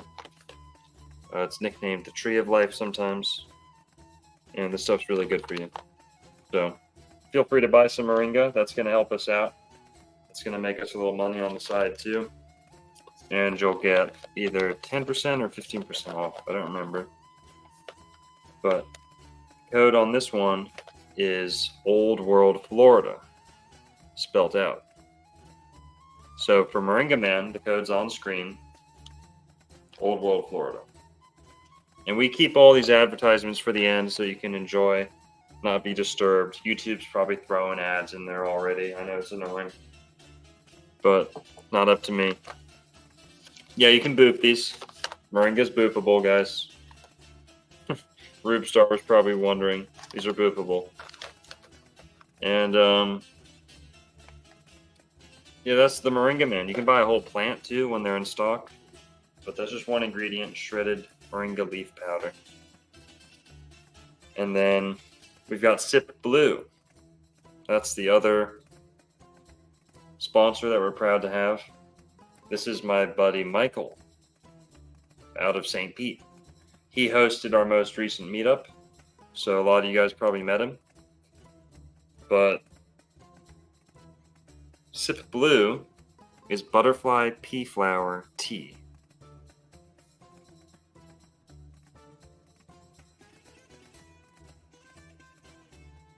Butterfly pea flower tea.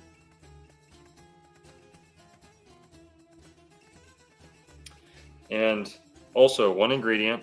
This stuff is blue. It makes your water blue. It's got a very mild flavor. It's a superfood.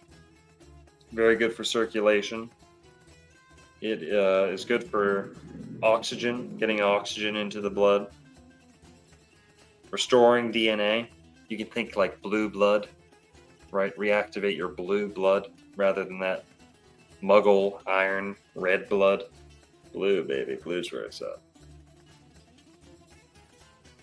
So, yeah, Sip Blue. And I think we actually got a little video here from Sip Blue.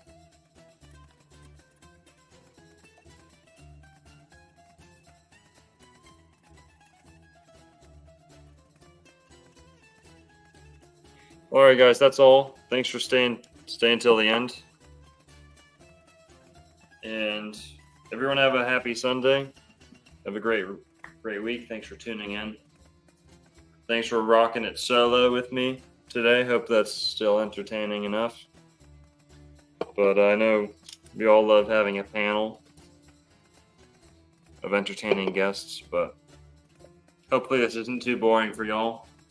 And hopefully you guys learned a little bit on Lucifer and Satan, Venus and Saturn, sign of Libra. I learned a little bit from you guys in the chat. Always appreciate the insights. Throw some good comments in there or bad comments, whatever. If you disagree, if we missed anything, if you have any good insights. And thanks everyone for tuning in. And sorry, I should need to switch this. It's probably confusing. But on screen, we've got SIP Blue. The code is OWF. So you're going to get 10% off at SIP Blue if you're using the code OWF. So make sure to use that code. And they've also got Shilajit available. Shilajit, also another superfood. So butterfly pea flower tea, aka SIP Blue, and Shilajit, which is like mountain, the essence of the mountain. All these nutrients from like the Himalayas. And so, all right, those are our sponsors. That's how you can support the channel if you'd like. You can also go to our Patreon. You can go to our Patreon and sign up because a lot of these live streams are getting archived there so that YouTube can't strike them and stuff like that. So go hit us up on Patreon. And nothing's paywalled. Nothing's ever paywalled. It's always going to be free on YouTube. It just might get archived, taken off YouTube, and thrown on Patreon after a while. But the link is in my YouTube description. It's also on screen right here. And all this helps support. I appreciate it. I feel the support. You guys are buying, and I appreciate it. So yeah, these are products that I'm happy to promote, like I said. Make sure to go buy a copy of the Monad if you can. And that's all for today, folks. See you guys next time. Hope you dug the music. And yeah, that's all. We're probably going to do a stream here in a little next time I go live. That's not about the Bible. We're probably going to be talking about this interesting little book right here. An Esoteric History of Red Hair. That's going to be an interesting one. Want to be. Well, all right, guys. Everyone have a good night. Appreciate you all being here. Peace.